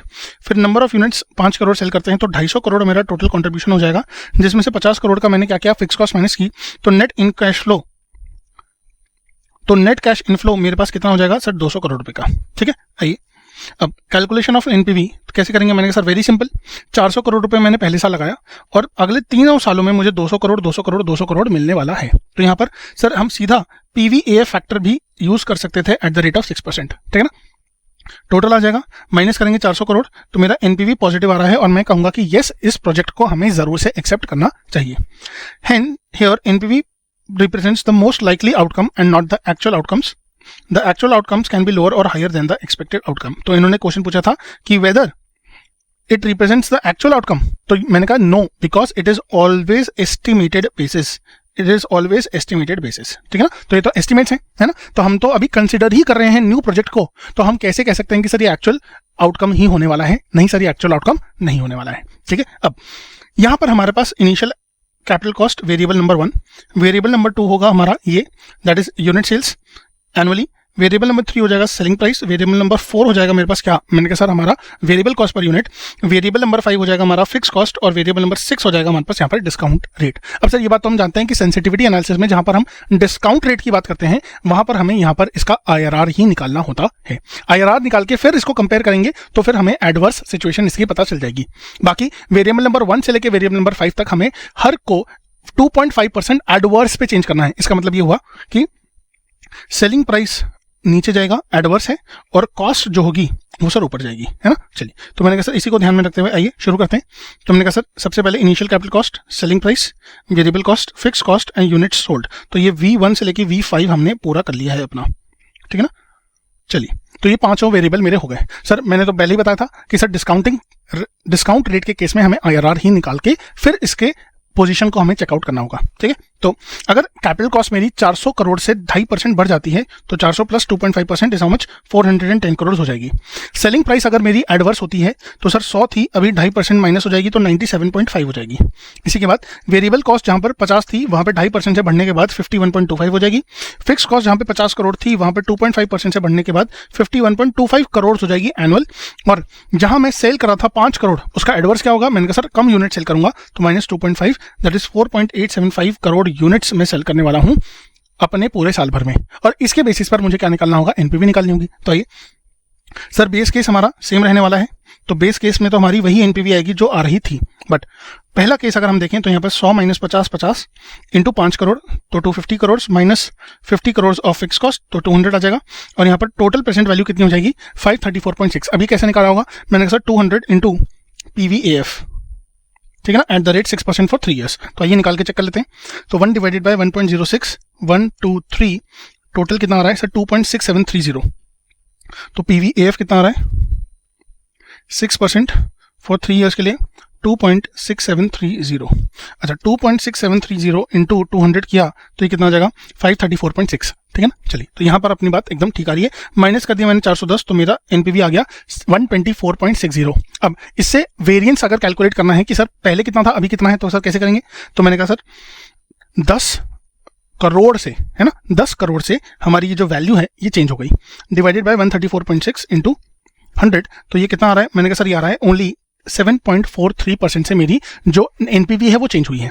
अब सेलिंग प्राइस की बात करते हैं। सेलिंग प्राइस अब हमें 97.5 लेना है, तो मेरा कंट्रीब्यूशन कितना हो जाएगा 47.5 इंटू 5 करोड़। तो ये कितना आ जाएगा 47.5 इंटू 5, ये आ रहा है सर 237.5। अब इसमें मल्टीप्लाई कर देंगे हम 2.6730। तो 2.6730 मल्टीप्लाई करने के बाद हमारे पास टोटल कितना आ रहा है, मैंने कहा सर यहाँ पर नहीं, गलती कर रहे हैं आप सर, ये तो टोटल कंट्रीब्यूशन है। ओहो सर सॉरी 237.5 में हम पहले 50 करोड़ की जो फिक्स कॉस्ट है वो माइनस करेंगे, फिर आएगा 187.5। अब इस 187.5 में हमें मल्टीप्लाई करना है 2.6730। तो अब कितना आ रहा है सर, ये आ रहा है 501.1875। तो राउंड ऑफ करके कितना 501.19। ठीक है, माइनस कर दिए 400 तो ये आ गया कितना सर 101.19। ठीक है, अब हमने कहा sir 101.19 minus 134.6 divided by 134.6 into 100। तो ये कितना आ रहा है सर 24.82% नेगेटिव। क्यों, क्योंकि सर एनपीवी गिर गई है।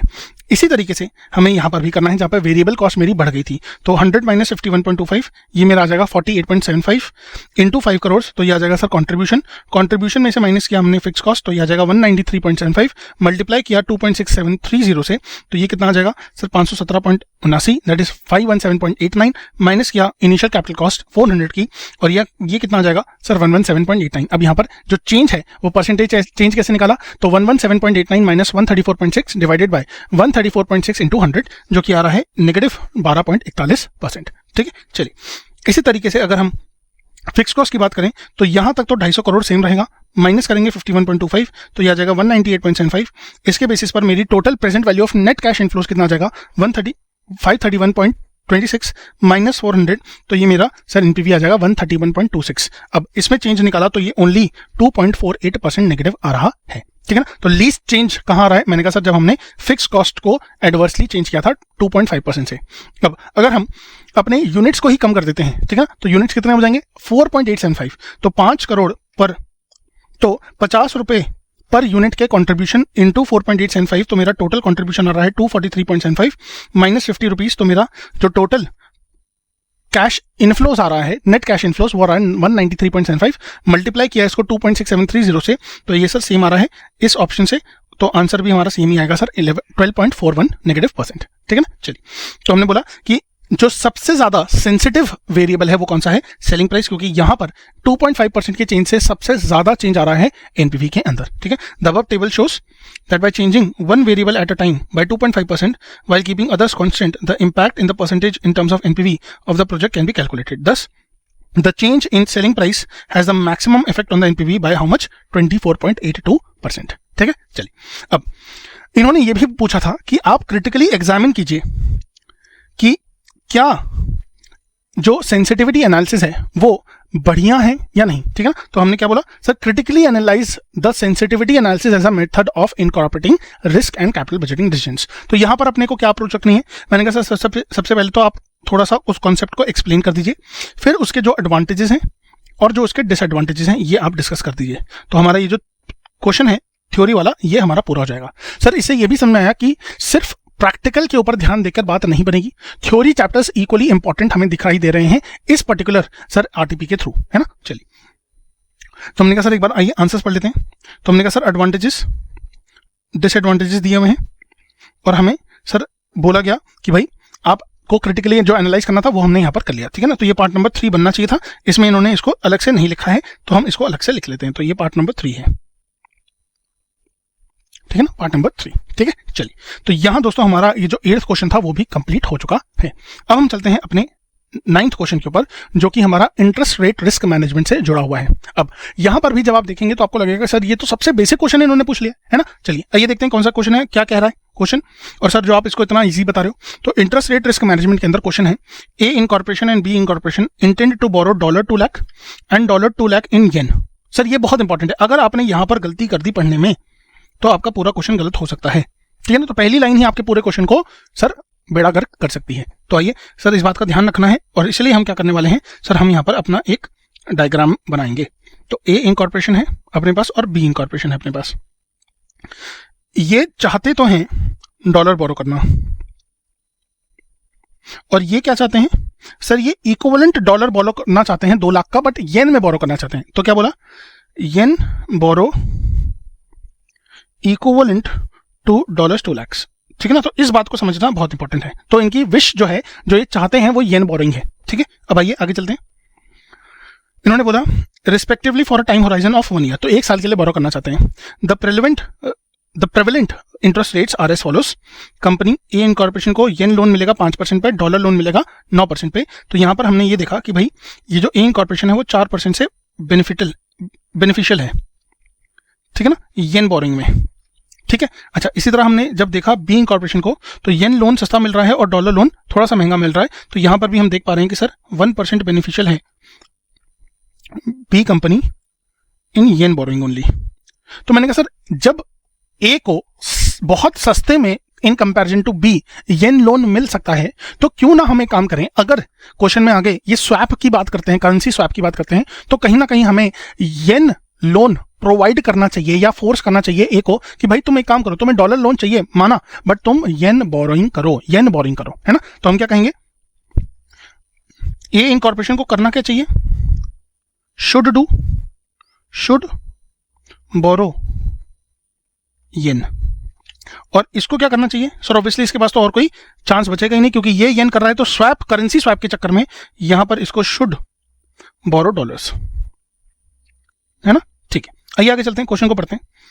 इन्होंने बोला the prevalent exchange rate is yen per dollar equals to 120। अब इसी तरीके से अपने को एक्सचेंज रेट को पढ़ने की आदत आपको डालनी होगी, ठीक है ना। तो देखना नहीं है, सिर्फ देखते ही समझ जाना चाहिए कि सर ये येन पर डॉलर का रेट है और डॉलर का ही हमें इक्विवेलेंट येन का रेट दिया हुआ है, ठीक है। चलिए, they entered in a currency swap under which it is agreed that B incorporation will pay A incorporation 1% over the yen loan interest rate at which the latter will have to pay as a result of the agreed currency swap, whereas A incorporation will reimburse interest to B only to the extent of 9%. Low sir, बड़ी simple सी बात कही है sir, अगर आप इसको ध्यान से पढ़ेंगे और इसको ब्रेक करके पढ़ेंगे तो आपको बात समझने ज्यादा बेहतर आएगी।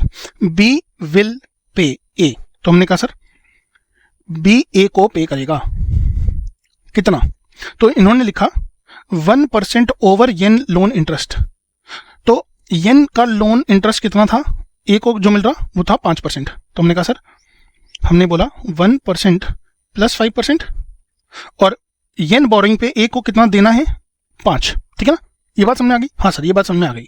आइए आगे चलते हैं। Which the latter will have to pay as a result of agreed currency swap, मतलब लैटर का मतलब कौन है, ए। तो ए को करेंसी स्वैप के चलते येन पे जो रेट देना पड़ेगा, कितना देना पड़ रहा है सर, 5%। तो ये हमने बात समझ ली यहां पर।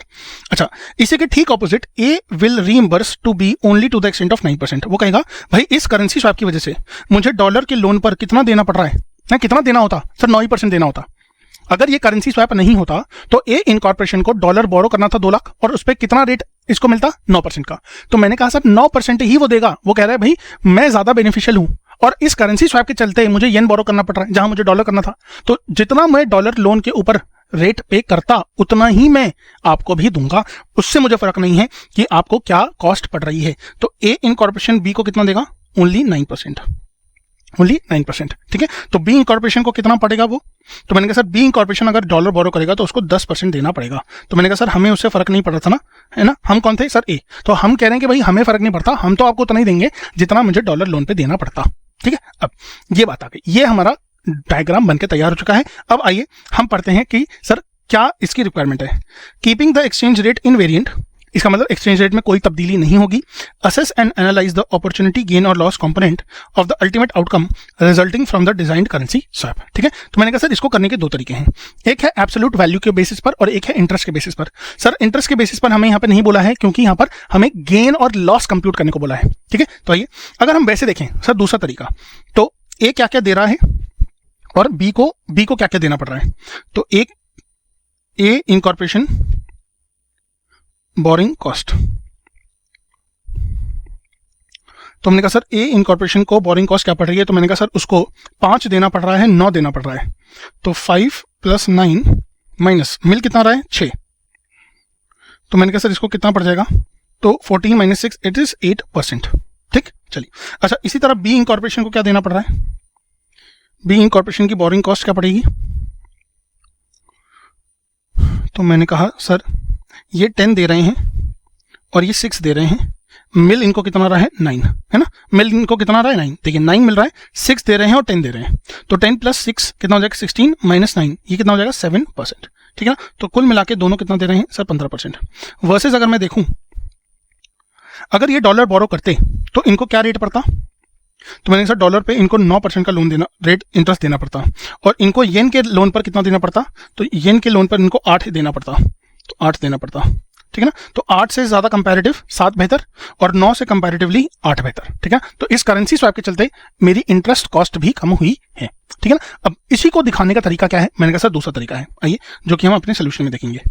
तो क्वेश्चन नंबर 9 हम करने जा रहे हैं। तो यहाँ पर 2 ऑल्टरनेटिव सोल्यूशन दिए हुए हैं, देखिए एक ऑल्टरनेटिव सोल्यूशन ये है कैश फ्लो के बेसिस पर और एक ऑल्टरनेटिव सोल्यूशन है अपॉर्चुनिटी गेन कैलकुलेट करने के बेसिस पर, जो कि हमें करना ही है। अच्छा अब हम धीरे धीरे समझेंगे कि सर ये ए इनकॉर्पोरेशन की बात हो रही है और हमने येन बोरो किया है, तो मेरे जितने भी कैश फ्लोज होने चाहिए पहले तो हम येन के टर्म्स में निकालें, और क्योंकि फाइनल ए इनकॉर्पोरेशन को डॉलर ही बोरो करना था तो उसकी डॉलर में हम इक्विवेलेंट वैल्यू निकाल लेंगे। तो जब हमने बी इनकॉर्पोरेशन को इंटरेस्ट दिया, देखिए तो ये रही transaction 1, transaction 2, transaction 3 and transaction 4। तो T1 पे 9% दिया, ठीक है सर, तो हमने कहा $2 लाख इंटू 9% दैट इज $18,000 और करंट एक्सचेंज रेट कितना था येन पर डॉलर 120। तो मैंने कहा सर मेरी पेमेंट आ गई। ठीक है, ए ने जो येन में पेमेंट की होगी बी को वो हमने देख ली। अब जो मुझे इंटरेस्ट रिसीव होना है वो कितना रिसीव होना है, तो मैंने कहा सर ये T2 से रिलेट करता है 6%, है ना 6%, तो मैंने कहा सर 5 + 1 6% हमें मिलेगा। तो $2 लाख पर 6% इंटू 120, क्योंकि डॉलर से हमें येन में जाना है, तो मैंने कहा 14,40,000 मुझे मिलेगा। ठीक है, तो यहाँ पे देखिए 9 आउटफ्लो है, 6 इनफ्लो है और interest payable on yen loan, तो मैंने जो येन लोन लिया है ना वो उस पर कितना देना था मुझे, तो मैंने कहा सर 5% तो देना ही था, 5% तो मुझे देना ही था। तो आइए हमने कहा कितना आ जाएगा ये, तो 2 लाख इंटू 120 इंटू 5%, तो ये आ रहा है सर 12 लाख येन। ठीक है, इसकी वर्किंग नहीं लिखी, हम लिख देते हैं $2 lakh equivalent to yen 120 into 5% साल भर के लिए था, तो यहाँ पर कोई भी टाइम अपॉर्चनमेंट आपको नहीं करना है। अगर यहाँ पर 6 महीने का दिया होता तो ये सारी कैलकुलेशन टाइम अपॉर्चन की जाती 6 × 12 6 × 12 सॉरी, अगर यहाँ पर टाइम हमें 6 महीने का दिया होता बोरिंग पीरियड, तो ये सारी कैलकुलेशन आपको टाइम अपॉर्शन करनी होती, that is into 6/12 into 6/12 into 6/12। ठीक है, चलिए तो हमने यहाँ पर कितना दिया, तो सर 5 दिया। तो मैंने कहा देखिए नेट कॉस्ट मेरी कितनी आ रही है, तो 9 + 6 - 5, तो सर मैंने 8 दिया, यही तो हमने कैलकुलेट किया था यहाँ पर। ठीक है ना, अंडर करेंसी स्वैप मैंने 8% ही दिया है। ठीक है ना, इफेक्टिव। चलिए सर आगे चलते हैं। मैंने कहा सर तो हमने नेट पेमेंट कितनी की, 19,20,000 19,20,000 को मैंने 120 से डिवाइड कर दिया, क्योंकि रेट मेरा चेंज नहीं हो रहा है, 1 साल बाद भी रेट वही रहेगा, तो यहाँ पर हमारे को $16,000 पे करने पड़ रहे हैं। और अगर मैं विदाउट स्वैप पे करता तो मैं $2 लाख के ऊपर 9% पे करता, तो मैं $18,000 पे करता, तो मुझे अपॉर्चुनिटी गेन कितना हो गया सर $2,000। अब सर यही तो मैंने भी यहाँ पर लिखा है, 9 से 8 बेटर का मतलब हुआ 1% बचा लिया, 1% ऑफ $2 लाख, तो ये कितना आ जाएगा, तो सर ये आ जाएगा $2,000, है ना। सिंपल कैलकुलेशन ऐसे भी किया जा सकता था। ठीक है ना, चलिए आइए आगे चलते हैं फटाफट से। अब हम अपने बी इनकॉर्पोरेशन की बात करते हैं। सर बी इनकॉर्पोरेशन ने डॉलर बोरो किया था, बट इसको करना क्या था सर, इसको करना था $2 लाख के इक्विवेलेंट येन में बोरो करना था। तो इसलिए अब हम क्या करेंगे, क्योंकि इसने पहले तो डॉलर बोरो किया है तो डॉलर में सारी वैल्यूज कैलकुलेट कर लेते हैं, फिर एक्सचेंज रेट को यूज करके ये सारी नेट पेमेंट हम पाउंड येन में कन्वर्ट कर लेंगे, है ना। चलिए तो मैंने कहा सर कितना हमने ए इनकॉर्पोरेशन को दिया तो 6% दिया, ये आ गया कैलकुलेशन। अच्छा, इंटरेस्ट कितना रिसीव हुआ ए से, तो 9% पे रिसीव हुआ था, है ना। तो मैंने कहा सर कैसे कैलकुलेट किया, 2 लाख इंटू 120 इंटू 9%, तो ये आ गया 21,60,000 और इसको हमने 120 से डिवाइड कर दिया तो ये आ जाएगा 18,000, जो कि हमने यहाँ पर भी कैलकुलेट किया होगा, है ना। चलिए ठीक है, तो मैंने कहा सर देखिए ये पेमेंट जो ए ने दी बी को, तो यही पेमेंट तो हमने बी की रिसीट में लिखी है ना। हाँ सर, अब जो हमने 10% पे दिया, कहाँ दिया सर, ये देखिए ये वाला पोर्शन है ना, T3 वाला, तो 10% पे हमने दिया, तो मैंने कहा सर ये कितना आ जाएगा, तो $2 लाख का 10% दैट इज 20,000, तो 30,000 दिया, लिया 18,000, तो नेट में पेमेंट किया 14,000 का, और इसमें हम मल्टीप्लाई कर देंगे 14,000 इंटू 120, तो मेरी पेमेंट आ गई कितनी, 16,80,000। वहीं अगर मैं इसको 8% पे बोरो करता तो मुझे पड़ता पोर्शन कितना, 19,20,000 का, तो मुझे अपॉर्चुनिटी गेन कितना हुआ सर, 2,40,000 का। सर वही तो बात है कि आपको 8 देना था, आपसे 7 दिलवाया है हमने। यहां पर भी 1% ऑफ $2 लाख इंटू येन, क्योंकि येन के मुकाबले आपको येन के इक्वलेंट में आपको बोरो करना था। ठीक, कितना आ जाएगा, आइए देख लेते हैं। 2 lakh into 120 into 1% that is yen 2,40,000 का आपको फायदा हमने करेंसी स्वैप के थ्रू करवा दिया। ठीक है ना। चलिए, तो ये दोस्तों हमने यहाँ पर कंप्लीट कर लिया है। अब इसका alternative solution sir cash flow के माध्यम से आपको बताया गया है, तो वेरी वेरी इजी है। ठीक है ना, आप इसको खुद से देख सकते हैं। ठीक है ना। चलिए, तो यहाँ दोस्तों हमारा ये वाला पोर्शन भी हो चुका है खत्म, और इसके अलावा हमारी इस क्वेश्चन की कोई और रिक्वायरमेंट थी भी नहीं। तो हम देख लेते हैं सर, आपको सिर्फ अपॉर्चुनिटी गेन और लॉस ही बताना था, जो हमने बता दिया है। ठीक है ना। चलिए, तो ये इसी के साथ हमारा ये जो 9th क्वेश्चन था वो भी हमारा खत्म हो चुका है। ठीक है, चलिए फटाफट से अब हम आगे चल पड़ते हैं। चलिए दोस्तों, अब हम पढ़ने जा रहे हैं अपना क्वेश्चन नंबर 10। ठीक है ना। कौन से चैप्टर से रिलेट कर रहा है ये, तो मैंने कहा सर ये चैप्टर है हमारा म्यूचुअल फंड का, और इसका क्वेश्चन क्या कह रहा है, there are 2 mutual funds, D mutual fund and K mutual fund, each having close ended equity schemes. NAV as on 31/12/2022 of equity schemes of D mutual fund is 70.71 rupees, consisting 99% equity and remaining cash balance, and that of K mutual fund is 62.50 rupees, consisting 96% equity and remaining cash balance. ठीक है, चलिए, following is the other information, ये हमें question के, ये हमें mutual fund के बारे में दी है। क्या दी हुई है, इक्विटी स्कीम की बात करें तो डी म्यूचुअल फंड और के म्यूचुअल फंड में शार्प रेशो दिया है 2, 3.3, ट्रेनर रेशो दिया है 15, स्टैंडर्ड डेविएशन हमें दिया है 11.25 एंड 7। ठीक है। अच्छा, अगर हम सिंपल बात करें कि सर ये क्या है, ये एसडी है। शार्प रेशो क्या होता है sir, excess return over and above what, RF divided by what, तो मैंने कहा सर आरएफ, है ना। सर नहीं, आप गलत बोल रहे हो, डिवाइडेड बाय आरएफ थोड़ी होता है, यहां होता है डिवाइडेड बाय स्टैंडर्ड डेविएशन। अच्छा सर, इसके लिए तो ये दिया हुआ है, ठीक है। अच्छा, यहां क्या होता है सर, मैंने कहा ट्रेनर रेशियो में excess return over and above RF divided by beta निकाला जाता है। मैंने कहा हाँ ठीक है। अच्छा सर, इसका मतलब ये भी हुआ कि अगर हमें ट्रेनर रेशियो दिया हुआ है, आरएफ दिया हुआ है, ठीक है, तो अगर हमको किसी तरीके से जो एक्स्ट्रा रिटर्न है, एक्सेस रिटर्न है, वो पता चल जाए तो हम बीटा की वैल्यू भी निकाल सकते हैं। इन्होंने आगे क्या बोला, there is no change in portfolios during the next month and annual average cost is 3 rupees per unit for schemes of both mutual funds. Required क्या है, tabulate expected NAVs of both schemes if share market goes down by 5% within a month. लो sir, इन्होंने ये बोला कि भाई आप ये बताइए कि एनएवी पे क्या प्रभाव पड़ेगा अगर जो मार्केट है, शेयर मार्केट है, वो हमारी 5% से नीचे चली जाती है। सर बात समझने वाली बस इतनी है कि इक्विटी में जो बीटा होता है, वो बीटा क्या बताता है कि अगर मार्केट 5% से नीचे गई तो कितने प्रतिशत से स्टॉक सर नीचे जाएगा। अच्छा, बीटा निकालने का सर तरीका आपने बता दिया, क्योंकि शार्प रेशियो हमें दिया हुआ है, एसडी हमें दिया है, आरएफ हमें दिया है, तो हम यहां से एक्सपेक्टेड रिटर्न निकाल सकते हैं और एक्सपेक्टेड रिटर्न को ट्रेनर रेशियो में डाल के हम बीटा निकाल लेंगे। इसके बाद next requirement, advice which mutual fund should an investor choose from the perspective of risk per unit of return. Low sir, risk per unit of return की बात यहां पर कह दी है सर, ठीक है। तो हमें क्या निकालना होगा sir, SD by mean into 100, है ना, यही तो हमारा risk per unit of return होता है। हाँ सर ठीक है, ये बात हमें समझ आ गई। तो आइए, for the calculation purpose consider 12 months in a year and ignore number of days of for a particular month. तो ये बात भी हमें यहाँ पर कह दी है, ठीक है ना। चलिए, तो सर सोल्यूशन को करना कैसे है ये हमने समझ लिया है। आइए फटाफट से हम चलते हैं सर अपने ड्राफ्टेड सोल्यूशंस की तरफ। तो मैंने कहा सर क्या कह रहा है क्वेश्चन के अंदर, मैंने सर क्वेश्चन है ही इतना आसान कि इसमें कुछ अलग से कहने वाली कोई बात है ही नहीं। सबसे पहले डीकंपोजिशन करेंगे, है ना।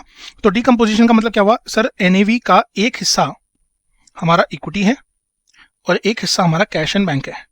कैश एंड बैंक के ऊपर कोई भी प्रभाव नहीं पड़ेगा, किससे, मैंने कहा सर मार्केट के ऊपर उतार चढ़ाव से। इक्विटी के ऊपर सर जरूर से फर्क पड़ेगा, इसलिए हमें दोनों को अलग अलग करना जरूरी है। हमें पता है कि डी के अंदर 99% इक्विटी है और के अंदर 96% इक्विटी है।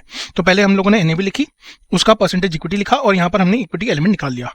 तो 70.71 का 99% आ जाएगा 70 रुपीज। तो बचा हुआ कैश बैलेंस कितना है, 0.71। सिमिलरली 62.5 में 96% अगर इक्विटी है तो 62.5 into 0.96 is how much, 60 and 2.5 is how much the cash element. ठीक, आइए अब हम करते हैं बीटा की कैलकुलेशन। तो बीटा की कैलकुलेशन में सबसे पहले एक काम करो, शार्प रेशियो से ईआर निकालो या ईआर माइनस आरएफ निकाल लो। ये तो सर कांस्टेंट रहने वाला है डी के लिए। सर म्यूचुअल फंड डी के लिए excess return over and above RF तो सर सेम ही रहेगा ना। हाँ सर ये बात तो है, हम आरएफ डालकर यहाँ पर ईआर भी निकाल सकते थे, ये बात सर हमें समझ में आई रही है। ठीक है ना, चलिए। अच्छा इसी तरह ईआर माइनस आरएफ को ट्रेनर रेशियो में डाल दो और बीटा सर फाइंड आउट कर लें। तो बीटा हमें गिवन है, तो हमें ट्रेनर रेशियो की वैल्यू गिवन है 15 डिवाइडेड बाय 22 पॉइंट। तो मैंने कहा सर कैसे होगा, तो मैंने कहा sir beta for D mutual fund will be 22.5 divided by 15। तो ये कितना आ जाएगा, तो मैंने कहा सर ये आ जाएगा 1.5। इसका मतलब कि अगर शेयर मार्केट मेरी 5% से नीचे जाती है तो जो हमारा डी म्यूचुअल फंड है, ठीक है ना, यहां पर मैं इसको रिस्पेक्टिव स्टॉक की तरह ट्रीट कर रहा हूं, तो 5 इंटू 1.5 7.5% से नीचे जाएगा, 7.5% से नीचे जाएगा, 1.5 गुने से नीचे जाएगा। सिमिलरली के म्यूचुअल फंड का भी बीटा हम ऐसे निकाल लेंगे। तो ईआर माइनस आरएफ निकाल लिया, उसके बाद हम लोगों ने बीटा की कैलकुलेशन से 1.10 निकाल लिया। ठीक है ना, क्या के का बीटा। अब हमने कहा मार्केट 5% से नीचे जाएगा तो इक्विटी कंपोनेंट 7.5% से और 5 इंटू 1.1 दैट इज 5.5% से नीचे जाने वाला है। तो मैंने sir balance of cash after 1 month, मतलब क्वेश्चन के अंदर हमें बोला था कि अगर एक महीने में है ना 5% से नीचे जाता है और खर्चा हमारा कितना है सर 3 रुपीज पर यूनिट। ठीक है ना, during the next month there is no change in the portfolios during the next month and annual average cost is 3 rupees per unit. तो इस केस में हमें खर्चा भी तो सर रिड्यूस करना होगा। मैंने कहा आइए, तो हमने कहा सर कैश बैलेंस कितना आ रहा है, तो मैंने कहा सर अगर 3 रुपीज पर यूनिट का मेरा खर्चा है, ये पूरा एनुअल दिया है, यहाँ पे तो लिखा नहीं है कि सर एक महीने का है, तो सर इसको डिवाइड कर दिया 12 से, तो 3 डिवाइडेड बाय 12 0.25। अच्छा कैश कंपोनेंट कितना था 0.71, तो कैश कंपोनेंट बचा हुआ कितना है सर 0.46, यहाँ पे कितना है 2.25। इक्विटी कंपोनेंट तो मैंने कहा सर 70 माइनस भी कर सकते हैं, कितना 7.5%, तो ये कितना आ जाएगा 64.75, या फिर आप 1 माइनस 7.5% करके भी निकाल सकते हैं। सिमिलरली 60 जो इक्विटी कंपोनेंट था के म्यूचुअल फंड में, हम 60 माइनस 5.5% कर सकते हैं, आंसर डायरेक्टली आ जाएगा दैट इज 56.7, और इसमें कैश बैलेंस ऐड कर दिया हमने 0.46 एंड 2.25 का, तो मेरी expected NAV sorry after 1 month कितनी आ जाएगी, मैंने सर 65.21 एंड 58.95। ठीक है ना, तो ये हमारा पहला पार्ट का सोल्यूशन निकल कर आया। तो क्या पूछा था इन्होंने, एक्सपेक्टेड एनएवी आप बताइए। अब इसके बाद आपको ये बताना है कि कौन सा म्यूचुअल फंड आपको प्रेफर करना है।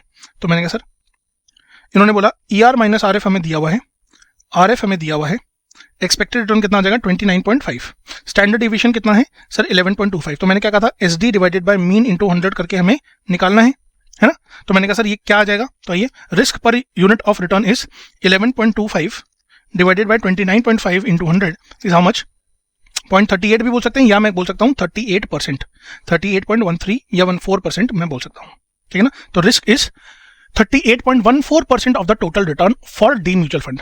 वहीं पर जो मेरा एसडी है 5, तो 5 divided by 23.5 into 100 I can say that 21.28% is risk out of the total return for के म्यूचुअल फंड। और इस नजर से के म्यूचुअल फंड को चूज करना चाहिए from the perspective of risk per unit of return. ठीक है ना, तो ये वाला जो हमारा ऑब्जेक्टिव था वो भी बहुत ज्यादा आसान था और इससे हमने ये भी कवर कर लिया है। ठीक है ना, चलिए तो यहाँ दोस्तों हमारा ये पूरा क्वेश्चन हो चुका है कंप्लीट, क्वेश्चन नंबर 10। ठीक है, अब बारी है क्वेश्चन नंबर 11 की। तो आइए फटाफट से हम अपने क्वेश्चन नंबर 11 की तरफ चलते हैं, जो कि हमारे कौन से चैप्टर से डील कर रहा है। तो मैंने कहा सर ये हमारे पोर्टफोलियो मैनेजमेंट से डील कर रहा है। तो आइए क्वेश्चन को पढ़ना बहुत जरूरी है, आराम से बड़े ही पेशेंस के साथ बड़े ही अच्छे तरीके से इस पूरे क्वेश्चन को अपने को पढ़ना है। क्या लिखा है, an investor has decided to invest ₹1 lakh in the shares of 2 companies namely ABC and XYZ। The projections of returns from the shares of the two companies along with their probabilities are as follows. तो probability दी है ABC और XYZ का returns हमें दिए हुए हैं। आपको कमेंट करना है रिटर्न और risk of the investment in individual shares. लीजिए सर, तो यहां पर हम रिटर्न का मतलब क्या है, एक्सपेक्टेड रिटर्न, और रिस्क क्या है, तो मैंने कहा sir risk is my SD, ठीक है ना, SD that is the square root of the variance. अच्छा, इसके बाद इन्होंने ये भी कहा compare the risk and return of these two shares with a portfolio of these shares in equal proportion. इसका मतलब ये इन्होंने बोला कि अगर ABC में टोटल पैसे का आधा लगाएं, जैसे अगर मान लीजिए हम 100 रुपए लगा रहे हैं तो यहाँ पर 50 रुपए लगाएं और यहाँ पर भी 50 रुपए लगाएं, तो उस पोर्टफोलियो का क्या रिस्क रहेगा और क्या रिटर्न रहेगा। तो मैंने कहा रिटर्न तो हमेशा वेटेड एवरेज होगा, है ना, रिटर्न जो उससे मिल रहा है उसका आधा, दैट इज ABC से जो रिटर्न मिल रहा है average return plus average return of XYZ into 50%।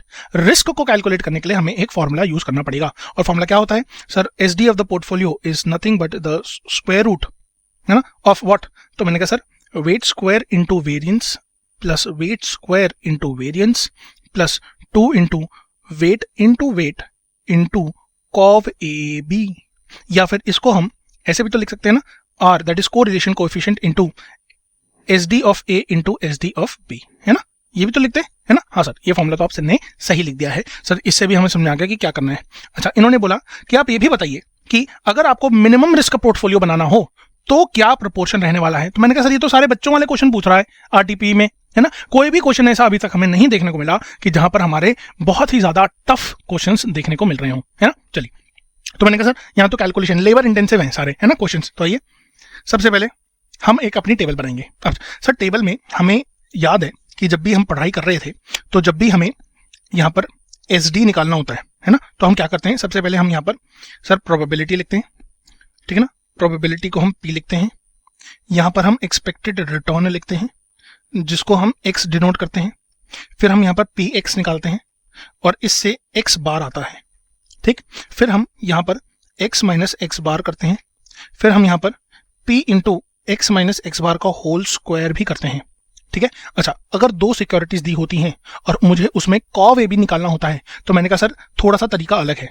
हम प्रोबेबिलिटी लिखते हैं, हम एक्सपेक्टेड रिटर्न निकालने की कोशिश करते हैं जो कि हमें दिया हुआ है ऑन X सिक्योरिटी, फिर expected return of Y security, फिर PX निकालते हैं, PY निकालते हैं, PX से हमें क्या मिलता है, X बार मिलता है, और PY से हमें क्या मिलता है, Y बार मिलता है, ठीक।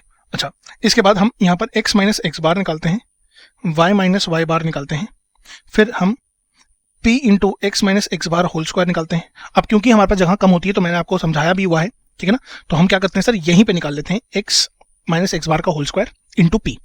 अब प्रॉब्लम ये होती है कि सर यहाँ पे X माइनस X बार हमें अलग से चाहिए होता है ना, और Y माइनस Y बार भी अलग से चाहिए होता है। तो एक तरीका ये है कि भाई पूरी टेबल तो सर साथ में बनना थोड़ा सा मुश्किल हो जाता है, तो या तो आप एक काम करेंगे, आप ABC का अलग से बनाएंगे जो कि हमें दिया हुआ है, और XYZ का आप अलग से ये वाली टेबल बनाएं, ठीक है ना। तो ये ABC का अलग बनाइए, XYZ का अलग बनाइए, लास्ट में X minus X bar into Y minus Y बार का समीशन करके निकाल लीजिए क्या, that is P into X minus X bar into Y minus Y बार। इससे क्या निकलता है, मैंने कहा सर इससे हमारा कॉव AB निकलता है, कोवेरियंस, है ना, कोवेरियंस निकलता है, ठीक है ना, combined variance of two securities को ही तो क्या बोलते हैं सर, कोवेरियंस, ठीक है ना। चलिए, तो कोवेरियंस निकल जाएगा, तो यहाँ पर हमें ये दूसरा वाला फॉर्मूला लगाने की जरूरत नहीं पड़ेगी जो सर हमने यहाँ पर लिखा था, दैट इज कोरिलेशन कोएफिशिएंट वाला फॉर्मूला लगाने की जरूरत यहाँ पर हमें नहीं पड़ेगी, ठीक है। चलिए आइए अब फटाफट से हम आगे चलते हैं।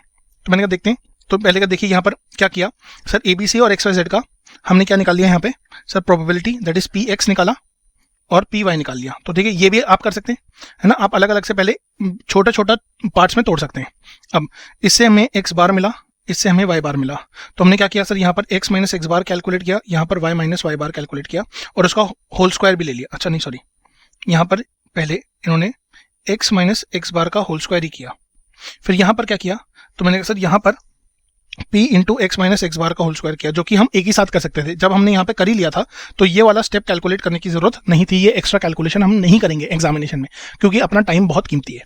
फिर यहाँ पर हमने Y माइनस Y बार किया और इसको छोड़ते हुए हमने P into Y minus Y बार का होल स्क्वायर ले लिया, ठीक है। अच्छा सर, इन दोनों कॉलम्स को जो हमने बचाया यहाँ पर हम क्या कर सकते थे, मैंने कहा सर यहाँ पर हम P into X minus X bar into Y minus Y बार का एक कॉलम बना के यहीं पे कैलकुलेशन कर सकते थे। आइए करते हैं। तो मैंने कहा सर माइनस 0.55 इंटू 3.9 इंटू 0.2, तो ये कितना आ रहा है सर 0.0429, ठीक है। चलिए सर इसी तरह 0.25 इंटू 1.45 इंटू 2.1 ये नेगेटिव में है। सर नेगेटिव का बहुत ध्यान रखना है, कोई भी नेगेटिव साइन छूटना नहीं चाहिए, ठीक है ना। तो ये 1.3 कर देते हैं राउंड ऑफ करके। सिमिलरली 0.25 इंटू 19.55 नेगेटिव इंटू 15.9, ये कितना आ रहा है सर नेगेटिव 77.712 या 7113, ठीक है। चलिए सर इसके बाद 0.3 इंटू 15.45 इंटू 14.1 नेगेटिव, तो मैंने कहा सर ये सब नेगेटिव आ रहा है, दैट इज 65.3535, तो ये टोटल कितना आ जाएगा, तो ये 65.3535 प्लस 77.7113 प्लस 0.7613 प्लस 0.0429, तो ये आ रहा है सर नेगेटिव 143.87, ठीक, 143 नेगेटिव 0.87, ठीक है ना, जो कि इन्होंने देखिए यहाँ पर किया है। तो मैंने कहा सर यहाँ पर देखिए थोड़ा सा राउंडिंग ऑफ डिफरेंस आ रहा है हमारा, ठीक है ना। तो यहाँ पर देखिए वही क्या है, ये पहला सही है हमारा, ठीक, 4.3 लिया है 0.0, तो यहाँ पर हमारा क्या आ रहा है 0.2 इंटू 0.55 नेगेटिव इंटू 3.9, हाँ तो ये 4, ठीक है, तो हमने सर यहाँ पर छोटा सा गड़बड़ कर दिया है, तो ये 0.429 ही है, ठीक है। चलिए तो सर इसको करेक्ट कर लेते हैं, 143.87 माइनस 0.0429 प्लस 0.429, तो हाँ सर ये हमारा सही आ गया, नेगेटिव 144.25 या 26 भी ले सकते हैं, ठीक है ना। तो यहाँ पे भी देखिए वही आ रहा है, ठीक है। चलिए तो कोई भी राउंडिंग आउट डिफरेंस नहीं है, तो मैंने एक यहाँ पर कैलकुलेशन मेरी छोटी सी गलती हो गई थी जो मैंने करेक्ट कर ली, ठीक है ना। चलिए तो यही एक टेबल बनाना है। अगेन ये वाली कैलकुलेशन आप इग्नोर कर सकते हैं, स्किप कर सकते हैं, बिकॉज हमें इसको एक ही साथ बना लेना है, ठीक है ना। चलिए अब मैंने कहा सर हमें रिटर्न मिल चुका है, एक्सपेक्टेड रिटर्न ये रहा एक्स बार एंड वाई बार, तो रिटर्न हो गया इंडिविजुअल सिक्योरिटीज का। अब हमने जो ये निकाला 167.75 एंड 126.98, ये क्या है वेरिएंस, तो इसका स्क्वायर रूट निकाल लिया तो एसडी निकल गया, तो ये हो गया रिस्क, तो इंडिविजुअल सिक्योरिटीज का रिटर्न एंड रिस्क यहाँ पर कैलकुलेट हो गया।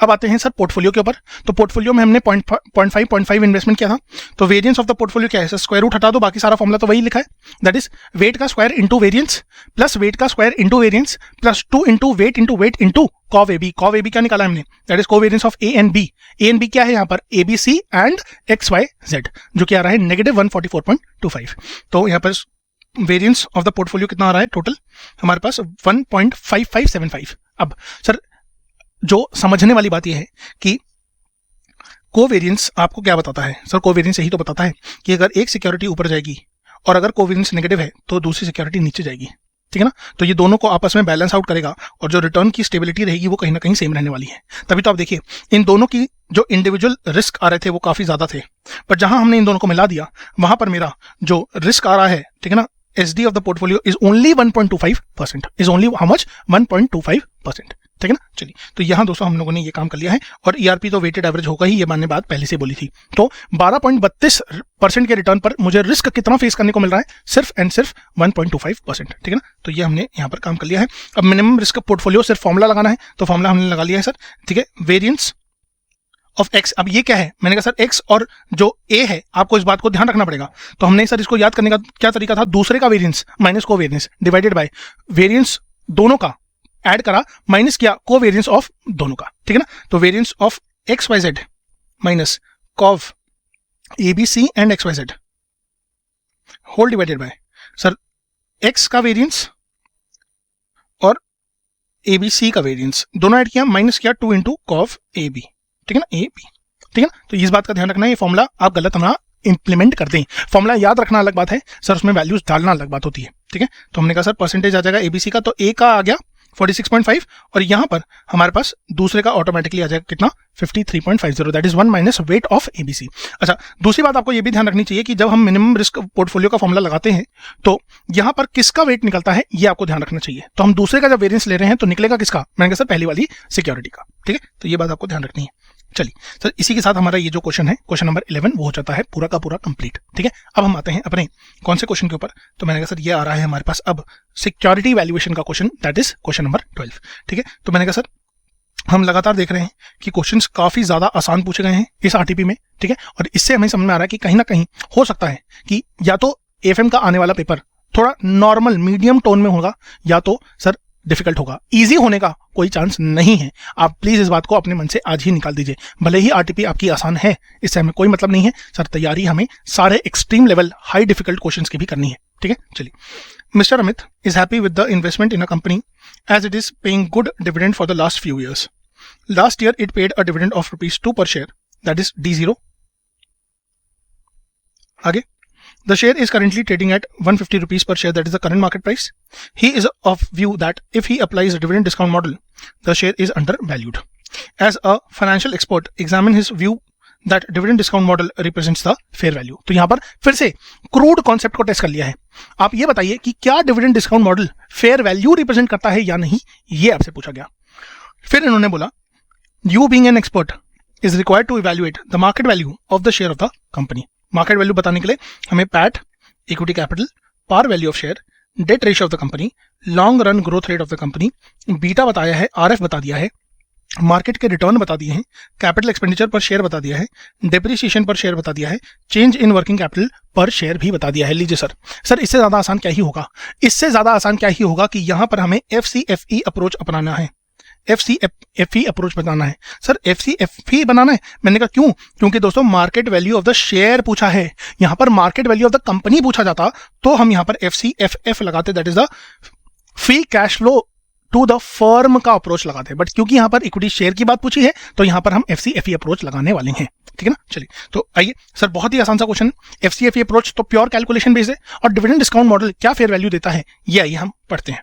तो मैंने कहा सर हमें क्वेश्चन नंबर 12 में सबसे पहले देखिए नंबर ऑफ शेयर्स निकाले, तो 1300 करोड़ का इक्विटी कैपिटल हमें दिया हुआ है ये रहा, और 40 रुपए पर शेयर की वैल्यू है। तो हमने सर नंबर ऑफ शेयर्स कितने निकालिए, 32.50। ईपीएस कितना निकला, मैंने कहा सर पैट हमें दिया हुआ है, प्रेफरेंस शेयर्स का कोई डिस्कशन नहीं किया है, तो मैंने कहा सर सारा का सारा पैट ही मेरा क्या होगा, earnings available for equity share holders होने वाला है। तो हमारा ईपीएस कितना आ जाएगा सर, 8.92। ठीक है, 8.92 पर शेयर। अब मैंने कहा नेट इनकम क्या रिप्रेजेंट करेगा, अब ईपीएस में से जो जो खर्चे होंगे वो माइनस कर देंगे, और जो नॉन कैश एक्सपेंडिचर है जो कि पैट में ऑलरेडी रिड्यूस होगा उसको सर एड बैक कर देंगे। ठीक है, तो क्या लिखा, net income minus what, capex minus depreciation. Sir आप तो कह रहे थे सर ऐड करेंगे, मैंने कहा दोस्तों माइनस है ब्रैकेट के बाहर, तो माइनस माइनस क्या हो जाता है, प्लस हो जाता है।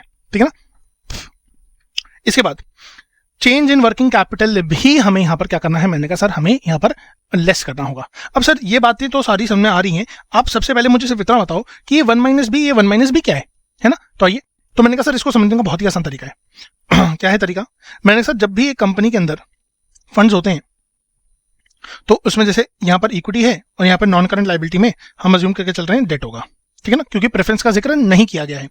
अच्छा, इन दोनों फंड्स के कॉम्बिनेशन से हम अपने एसेट्स को फंड करते हैं, है ना, चाहे वो नॉन करंट एसेट्स हो चाहे वो करंट एसेट्स हो। इसका मतलब ये हुआ कि अगर डेट टू इक्विटी रेशियो कुछ 27% है, जो कि हमें क्वेश्चन में दिया है, क्या दिखा है, debt ratio of the company. ठीक है ना, debt ratio of the company, that means debt upon debt plus equity, मतलब इस टोटल कैपिटल में डेट की हिस्सेदारी 27% की है।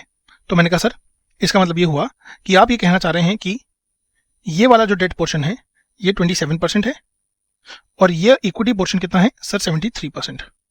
ठीक है, इसका मतलब नॉन करंट एसेट चाहे करंट एसेट की अब जो एक्विजिशन होगी या प्रिपरेशन होगी, ठीक है, या ओरिजिनेशन होगा, उसमें अगर मैं डेट की हिस्सेदारी निकालूं तो वो 27% है, और इसकी इक्विटी की हिस्सेदारी है 73% की। इसका मतलब मुझे तो सिर्फ इक्विटी शेयर के ही भर के खर्चे के बारे में बात करनी है।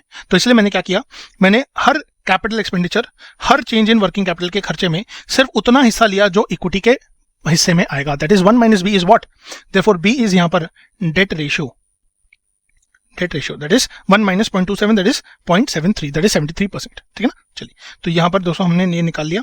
तो FCFE पर शेयर कितना आ रहा है, 0.564। ठीक है ना, 0.564 आ रहा है। अब यहां पर हमें क्या निकालना है सर, RE निकालना है। ठीक है ना, या फिर कॉस्ट ऑफ इक्विटी कह लीजिए, दोनों बातें एक ही है। तो मैंने कहा सर कॉस्ट ऑफ इक्विटी के लिए हमें RF दिया था, RM - RF दिया हुआ है, और सर हमें क्या क्या दिया हुआ है, देखिए हमें बीटा दिया है 0.1, RF दिया है और मार्केट का रिटर्न दिया है। तो हमें CAPM में KE निकालने के लिए सब कुछ दिया हुआ है। तो 8.7 प्लस 10.3 माइनस 8.7 इंटू 0.1, ठीक है ना, तो ये कितना आ जाएगा, तो ये आ रहा है सर 8.86। ठीक है ना, तो 8.86 मेरा KE आ जाएगा। इसको मैं डिवाइड कर दूंगा। तो मैंने कहा सर डिवाइड करने से पहले आपको हमेशा ध्यान रखना है कि अगर मुझे आज वैल्यू निकालनी है, वैल्यू ऑफ शेयर टुडे निकालनी है, तो सर गोल्डन रूल तो ये कहता है कि भाई किसी भी चीज की आज वैल्यू है present value of future benefits, future expected benefits, है ना, फ्यूचर एक्सपेक्टेड बेनिफिट्स। तो मैंने कहा सर फ्यूचर में अगर ग्रोथ मुझे कंपनी की बताई है 8%, इसका मतलब जो मेरा ये 0.564 आया है, ठीक है ना, FCFE पर शेयर, तो ये भी तो ग्रो करेगा ना, अगले साल मुझे ग्रो करके ही मिलेगा, डिवाइडेड बाय व्हाट। तो मैंने कहा KE माइनस जी, KE तो हमने निकाल लिया था, KE कितना आ रहा था 0.0886 minus 0.08, that is the growth rate, ठीक है ना, यही देखिए यहाँ पे किया है ना, तो ये कितना आ जाएगा 70.33 पर शेयर, 70.33 पर शेयर, ठीक है। अब सर कैलकुलेट करते हैं using the dividend discount model. तो आज हमें क्वेश्चन में बताया था कि सर 2 रुपए का डिविडेंड दिया है, ग्रोथ रेट है 8%, KE हमने ऑलरेडी कैलकुलेट कर ही लिया है, दैट इज 8.86, तो यहाँ पर हमारे पास वैल्यू कितनी आ रही है 251.16। अब कंक्लूजन क्या, from the above we can see the value per share on the basis of dividend is more than the value per share on the basis of the free cash flow to equity model, ठीक। In the dividend discount model, analysts consider the stream of expected dividends to value the company's stock. It is assumed that the company follows a consistent dividend payout ratio which can be less than actual cash available within the firm. ठीक है ना, क्या बोला, it is assumed that the company follows a consistent dividend payout ratio which can be less than the actual cash available with the firm. ठीक है, चलिए, तो ये बात हम लोगों ने यहाँ पर दोस्तों कर ली है पूरी, ठीक है ना, और ये इंपॉर्टेंट पैराग्राफ आपका होने वाला है, ठीक है। Stocks intrinsic value based on dividend discount model may not represent the fair value for the shareholders because dividends are distributed in the form of cash from profits. In the case of company maintaining healthy cash balance in its balance sheet, then it means that dividend payout is low, which could result in undervaluation of the stock. In case of the free cash flows to the firm equity model, stock is valued on the basis of the cash flow available for distribution after all reinvestment needs and capex and incremental working capital are met. Therefore, the view of Mr. Amit that dividend discount model represents the fair value is incorrect. The share is not undervalued, rather it is overvalued if we take free cash flows to the firm to equity into consideration. क्योंकि उसके हिसाब से तो value share की सिर्फ 70.33 आनी चाहिए थी, वहीं पर डिविडेंड डिस्काउंट मॉडल के हिसाब से ये तो कितनी आ रही है सर, ये तो 251.16 आ रही है, ठीक है ना, तो बहुत ज्यादा डिफरेंस है, इसलिए हमने बोला इस dividend discount model under valuation नहीं, ये तो ओवर वैल्यूएशन की तरफ जाता हुआ दिख रहा है, ठीक है ना। चलिए, तो ये जो एक्सप्लेनेशन है दोस्तों ये बहुत इंपॉर्टेंट है, और इसके लिए आपकी जो कंसेप्चुअल क्लैरिटी है ना, कंसेप्चुअल क्लैरिटी वो आपको बहुत ज्यादा रिक्वायर्ड होगी, ठीक है ना। चलिए, तो मैंने कहा सर इसी के साथ हमारी जो 12th क्वेश्चन है वो भी हो चुका है खत्म। आइए अब हम चलते हैं अपने आखिरी क्वेश्चन के ऊपर जो कि प्रैक्टिकल ओरिएंटेड है, बाकी उसके बाद फिर हमारे पास 2 छोटे छोटे थ्योरी के क्वेश्चन हैं, उनको डिस्कस करके हम अपनी आरटीपी को समाप्त करेंगे। चलिए, तो अब हम चलते हैं अपने आखिरी प्रैक्टिकल क्वेश्चन के ऊपर, और ये कौन से चैप्टर से दिया हुआ है, तो मैंने कहा सर ये इंटरनेशनल फाइनेंशियल मैनेजमेंट से है, और जो कि सर हमेशा हमें पता है कि काफी आसान ही होता है, ठीक है ना। क्वेश्चन पढ़ते हैं। मिस्टर विश्वास, अ friend of mister Pramod who is one of the directors of Ashirwad Limited, is a citizen of Mauritius. His immediate family members, including his parents born in India, are residing in India. He has many friends in different parts of India, due to which he happens to visit India on a frequent basis. He, along with Mr. Pramod, evinced interest in setting up business in India and formally to incorporate a company to commence their operations. Accordingly, a company, Arius Private Limited, got incorporated in Mumbai. To start with, he received a business proposal from one of his friends, Nimish, a consultant. It is estimated that in equivalent terms of the business shall require an initial investment of MUR, that is Mauritius rupees 100 million. ठीक है, चलिए, and thereafter MUR 2 million each year will be needed for the working capital funding. ठीक है, चलिए, he wished to evaluate whether the business proposal is viable or not. The information related to exchange rate and inflation rate is as follows. तो spot rate कितना दिया हुआ है, तो मैंने सर $1 मॉरिशियन हमें कितने का मिलेगा, मैंने कहा सर 1.88 इंडियन रुपीस को खर्च करके मिलेगा। इंडिया में इन्फ्लेशन 6% है और मॉरिशस में 5% है। इन्फ्लेशन के फर्क से हमें ये समझ में आया कि सर मॉरिशियन डॉलर सर अब फॉरवर्ड प्रीमियम पे रहेगा, और सर जो रुपीस है वो फॉरवर्ड डिस्काउंट पे रहने वाला है, ठीक है ना। चलिए, it is expected that this inflation rate will remain unchanged for the next 4 years, ठीक है ना। तो ये जो इन्फ्लेशन रेट है वो अनचेंज रहेगा आने वाले 4 सालों के लिए। सर इसका मतलब यही हुआ कि ये जो प्लांट है उसकी लाइफ भी कितनी है, 4 साल की ही होने वाली है। INR 8 crore out of initial investment shall be required for setting up of a plant. At the end of the 4th year, the estimated salvage value of this plant is how much, 80 lakhs, ठीक है ना, 80 lakhs। Depreciation of the plant shall be charge on the basis of the straight line method, ये इन्होंने हमें बता दिया है। इसके आगे 40% of the investment shall be through date funds from Mauritius at a cost of 10%, while remaining funds shall be arrange by him and his friends. तो total cost का जो टोटल इनिशियल कॉस्ट है सर उसका 40% हम किससे करेंगे? मैंने कहा सर 40% हम करेंगे डेट से, और बाकी का सर हम या तो खुद से करेंगे या तो फ्रेंड से उधार लेकर हम पूरा काम करेंगे, ठीक है ना। एक्सपेक्टेड रेट ऑफ रिटर्न है 12% का on their funds. Expected revenues and cost in real term are as follows. तो मैंने कहा सर रेवेन्यू है 6, 7, 8 करोड़ का, ठीक है ना। और इसके बाद हमें यहाँ पर कॉस्ट दी हुई है 3, 4, 4 और 4, ठीक है ना। तो ये भी करोड़ में दी हुई है। Assuming the tax rate to be 30%, since there is double taxation agreement between India and Mauritius, the company is not required to pay tax in Mauritius if tax has been paid in India, ठीक है। अच्छा, applicable inflation rates for revenues and cost, तो मैंने कहा revenue का inflation rate ये रहने वाला है और कॉस्ट का इन्फ्लेशन ये होने वाला है, ठीक है ना। चलिए आइए आगे चलते हैं। क्या लिखा है? He wants an expert opinion for the investment proposal. Demonstrate whether the investment in this project is a viable option or not. Round off your calculations up to 4 decimal points. Show INR calculations in crore and MUR calculations in million. ठीक है, ये बात भी इन्होंने यहाँ पर बोल दी है, ठीक है। चलिए, तो ये सारी बातें यहाँ पर लिखी हुई हैं। आइए फटाफट से हम अपनी बातों को स्टार्ट करते हैं समझना। क्वेश्चन में हमें सारी इन्फॉर्मेशन दे दी, हमें इन्फ्लेशन रेट्स दे दिए थे, तो इससे हम आने वाले फ्यूचर के जो एक्सचेंज रेट्स हैं वो निकाल पाएंगे। तो सबसे पहले बोला क्या कि सर हम निकालते हैं एक्सपेक्टेड एक्सचेंज रेट्स। इसको निकालने के बाद हमने क्या देखा कि सर ये आने वाले सभी 4 सालों के डेटा हमारे पास यहाँ पर मौजूद है, ठीक है ना। तो ये 2 होगा, ये 2 होगा, 3, 3, 4 एंड 4, ठीक है। तो ये हमारी जो एक्सपेक्टेड एक्सचेंज रेट्स होने वाले हैं वो होंगे, ठीक है। अब इनिशियल इन्वेस्टमेंट की बात करें तो मैंने सर इनिशियल इन्वेस्टमेंट है कितना, MOUR 100 मिलियन इंटू 1.88, ठीक है। तो ये कितना आ जाएगा 18.80। इसी तरह sir working capital 2 million MUR हमें चाहिए था, सो मल्टीप्लाई करके हमने सबको रुपीज में कन्वर्ट कर लिया, ठीक है। तो ये आ जाएगा हमारे पास टोटल इन्वेस्टमेंट, ठीक है ना। बट ये वर्किंग कैपिटल जो है मैंने कहा सर ये डिफरेंट टाइम जोन्स पे है, ठीक है ना, डिफरेंट टाइम जोन्स पे है, ठीक है। चलिए, अच्छा इसके आगे मैंने sir WACC 40% into 10% plus 60% into 12%। अब ये कैसे निकाला? मैंने कहा सर ये तो हमें क्वेश्चन में दिया हुआ है। तो मैंने कहा सर कहाँ दिया हुआ है आप बताओ सर प्लीज। तो मैंने कहा सर ये बात यहाँ पे देखिए लिखी हुई है कि 40% इन्वेस्टमेंट होगी डेट फंड से, जिनकी पोस्ट टैक्स कॉस्ट होगी 10% का, और expected return on the share holder fund is how much 12%। तो यहाँ पे लिख दिया सर 40% इंटू 10% प्लस 60% इंटू 12%, ठीक है ना। चलिए, अब इन्फ्लेशन एडजस्टेड फॉर रेवेन्यू, तो मैंने सर बहुत ही सिंपल है, ठीक है। तो आइए फटाफट से, मैंने सर रेवेन्यू मेरा इन्फ्लेट होगा सर 7 करोड़ वाला जो ईयर 2 का है वो 2 बार, तो मैंने सर 10 और 9, फिर 8 करोड़ का 10, 9, 8, और फिर 4 करोड़ वाला 10, 9, 8 और 7, ठीक है ना। तो ये सारा हमारे पास इन्फ्लेटेड रेवेन्यूज आ जाएंगी। इसी तरह इन्फ्लेशन से एडजस्ट की हुई कॉस्ट आ जाएगी हमारे पास। तो 3, 4, 4 और 4 था, यहाँ पर हमें रिस्पेक्टिव रेट्स दिए हुए हैं, ठीक है ना। तो दैट इज 12% का इन्फ्लेशन था कॉस्ट के ऊपर, तो उससे कॉस्ट हमारी बढ़ जाएगी।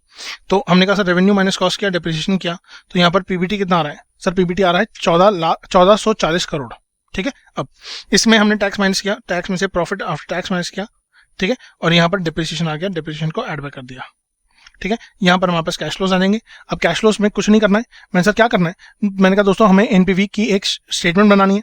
तो यहाँ पर इन्होंने इनिशियल इन्वेस्टमेंट लिखा, वर्किंग कैपिटल लिखा, स्क्रैप वैल्यू लिखा, ठीक है, WC रिकवर्ड, तो मैंने कहा सर वर्किंग कैपिटल रिकवर जो किया होगा हमने वो ये रहा, ठीक है ना। उसके बाद एनुअल कैश फ्लोज, उसके बाद net cash flow, exchange rate हमने बनाया, cash flows from in million, ठीक है ना, MUR। तो MUR में क्वेश्चन की डिटेल थी कि भाई हम लोग बनाएंगे, ठीक है। तो किस बेसिस पे बनाएंगे? मैंने कहा सर अगर हमें सर MUR की कैलकुलेशन करनी है तो हम हमेशा उसको सर उसी की करेंसी में बनाएंगे, दैट इज मॉरिशियन डॉलर में। बट क्योंकि हम इंडियन कंपनी है तो हमें यहाँ पर सर इंडियन से कोई मतलब नहीं है, मतलब हमें यहाँ पर मॉरिशियन डॉलर से कोई मतलब नहीं है, यहाँ तो हम सर रुपीज में ही बनाना चाहेंगे, ठीक है ना। चलिए, तो मैंने कहा सर ये आ गया। फिर PV फैक्टर एट 11.2% ये आ चुका है। उसके बाद प्रेजेंट वैल्यू इन MUR कितना आ जाएगा? मैंने कहा सर ये आ जाएगा, ठीक है। तो पॉजिटिव NPV कितनी आ रही है? 43.1635, ठीक है ना, 1635, ठीक है। तो बहुत ही ज्यादा निहायती आसान क्वेश्चन सर, इससे बेहतर क्वेश्चन हम लोगों ने इस पर्टिकुलर चैप्टर में ऑलरेडी देखे हुए हैं, ठीक है ना। चलिए सर, यहाँ पर हमारा ये क्वेश्चन भी हो जाता है खत्म। आइए फटाफट से अब हम चलते हैं अपने नेक्स्ट क्वेश्चन की तरफ, जो कि है हमारा सर आंसर राइटिंग पार्ट वाला क्वेश्चन, ठीक है ना। तो ये हमने कहा succession planning is good way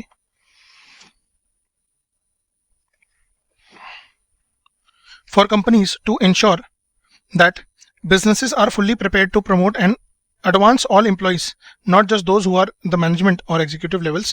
Explain the above statement. क्या बोला?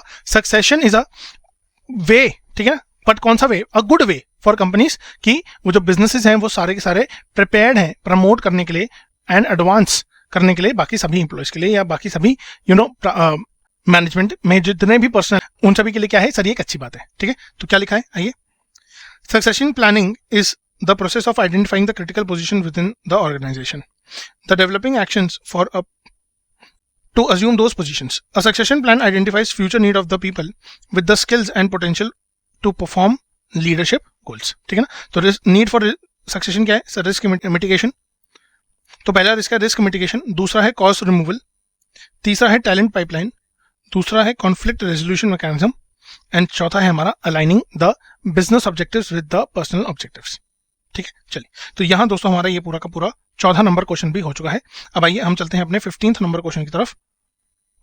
क्या कह रहा है? In the current scenario globalization and growth in information and communication technologies etcetera, the replies of CFOs have been drastically expanded, ठीक है ना। क्या लिखा है sir? In the current scenario globalization and growth in information communication technologies बहुत ज्यादा बढ़ गई हैं और उसकी वजह से CFO की जो रिस्पॉन्सिबिलिटीज हैं वो बहुत ज्यादा बढ़ गई हैं, ठीक है ना। चलिए, तो इस पे हमें एक्सप्लेन करना है, कमेंट करना है। तो ये हमने क्या लिखा है? Traditionally the main role of the CFO was concentrated to wealth maximization for shareholders. However, in the recent times, because of the globalization and growth and in information and communications, pandemic situation, etc., were there, their range of responsibilities has been drastically expanded. ठीक है, driven by the complexity and the changing expectations nowadays, in addition to fulfilling traditional role relating to the governance, compliance and controls, etc. ठीक है, चलिए, तो यहाँ पर क्या बोला गया आगे? Sir, in addition to the traditional role, post pandemic time, their role has been advanced in the following areas of what? Addition to the traditional role. ठीक है, चलिए, तो मैंने sir risk management, supply chain management, ठीक है, हमारे पास है एक point mergers acquisitions and corporations, और उसके बाद environmental social guarantee, that is ESG financing, ठीक है ना। तो ये हम लोगों ने यहाँ पे देखो दोस्तों पूरा का पूरा कर लिया है कंप्लीट, ठीक है। चलिए, तो इसी के साथ हमारा ये जो पूरा RTP का डिस्कशन था वो हो चुका है कंप्लीट। आई होप आपको एक एक क्वेश्चन बड़े ही अच्छे तरीके से यहाँ पर समझ में आ गए हैं, ठीक है ना। आप फटाफट से इनके सोल्यूशंस को नोट डाउन भी करना चाहें तो कर सकते हैं, बट प्रैक्टिस इनको अपने हाथ से लिख के जरूर से करना होगा, ठीक है ना। चलिए सर, आपको मैं बता दूं कि आपको अगर अभी भी कोई भी दिक्कत फेस करनी पड़ रही है with respect to CA final, sir classes कहाँ से लें, क्या करें क्लासेस का, तो मैंने कहा सर escholars.in की वेबसाइट पे जाइए और CA फाइनल में सबसे बढ़िया बेहतरीन वीडियो लेक्चर्स की जो सीरीज हमने चालू करी है फॉर FR, AFM, NDT, उसमें आप अपने आप को जाकर बहुत ही अफोर्डेबल रेट्स पे एनरोल कर सकते हैं, ठीक है ना। चलिए, तो इसी के साथ दोस्तों मैं इस होप से कि ये RTP का सोल्यूशन वीडियो आपको बहुत ज्यादा प्रेरित करेगा, मोटिवेट करेगा और आपके कॉन्फिडेंस लेवल को बढ़ाएगा, इसी उम्मीद से आज की वीडियो को रैप ऑफ करते हैं। दोस्तों, आपको इस वीडियो को लाइक करना है, चैनल को सब्सक्राइब करना है, सो दैट आपको इस तरीके के रेलेवेंट CA फाइनल अटेम्प्ट से रिलेटेड जितनी भी इंफॉर्मेशन है वो टाइम टू टाइम मिलती रहे। तो शेयर भी करना है इस वीडियो को अपने सभी CA फाइनल के दोस्तों के साथ, ठीक है ना। तो मिलेंगे इसी तरीके की इंफॉर्मेटिव वीडियोस में, तब तक के लिए बाय बाय दोस्तों।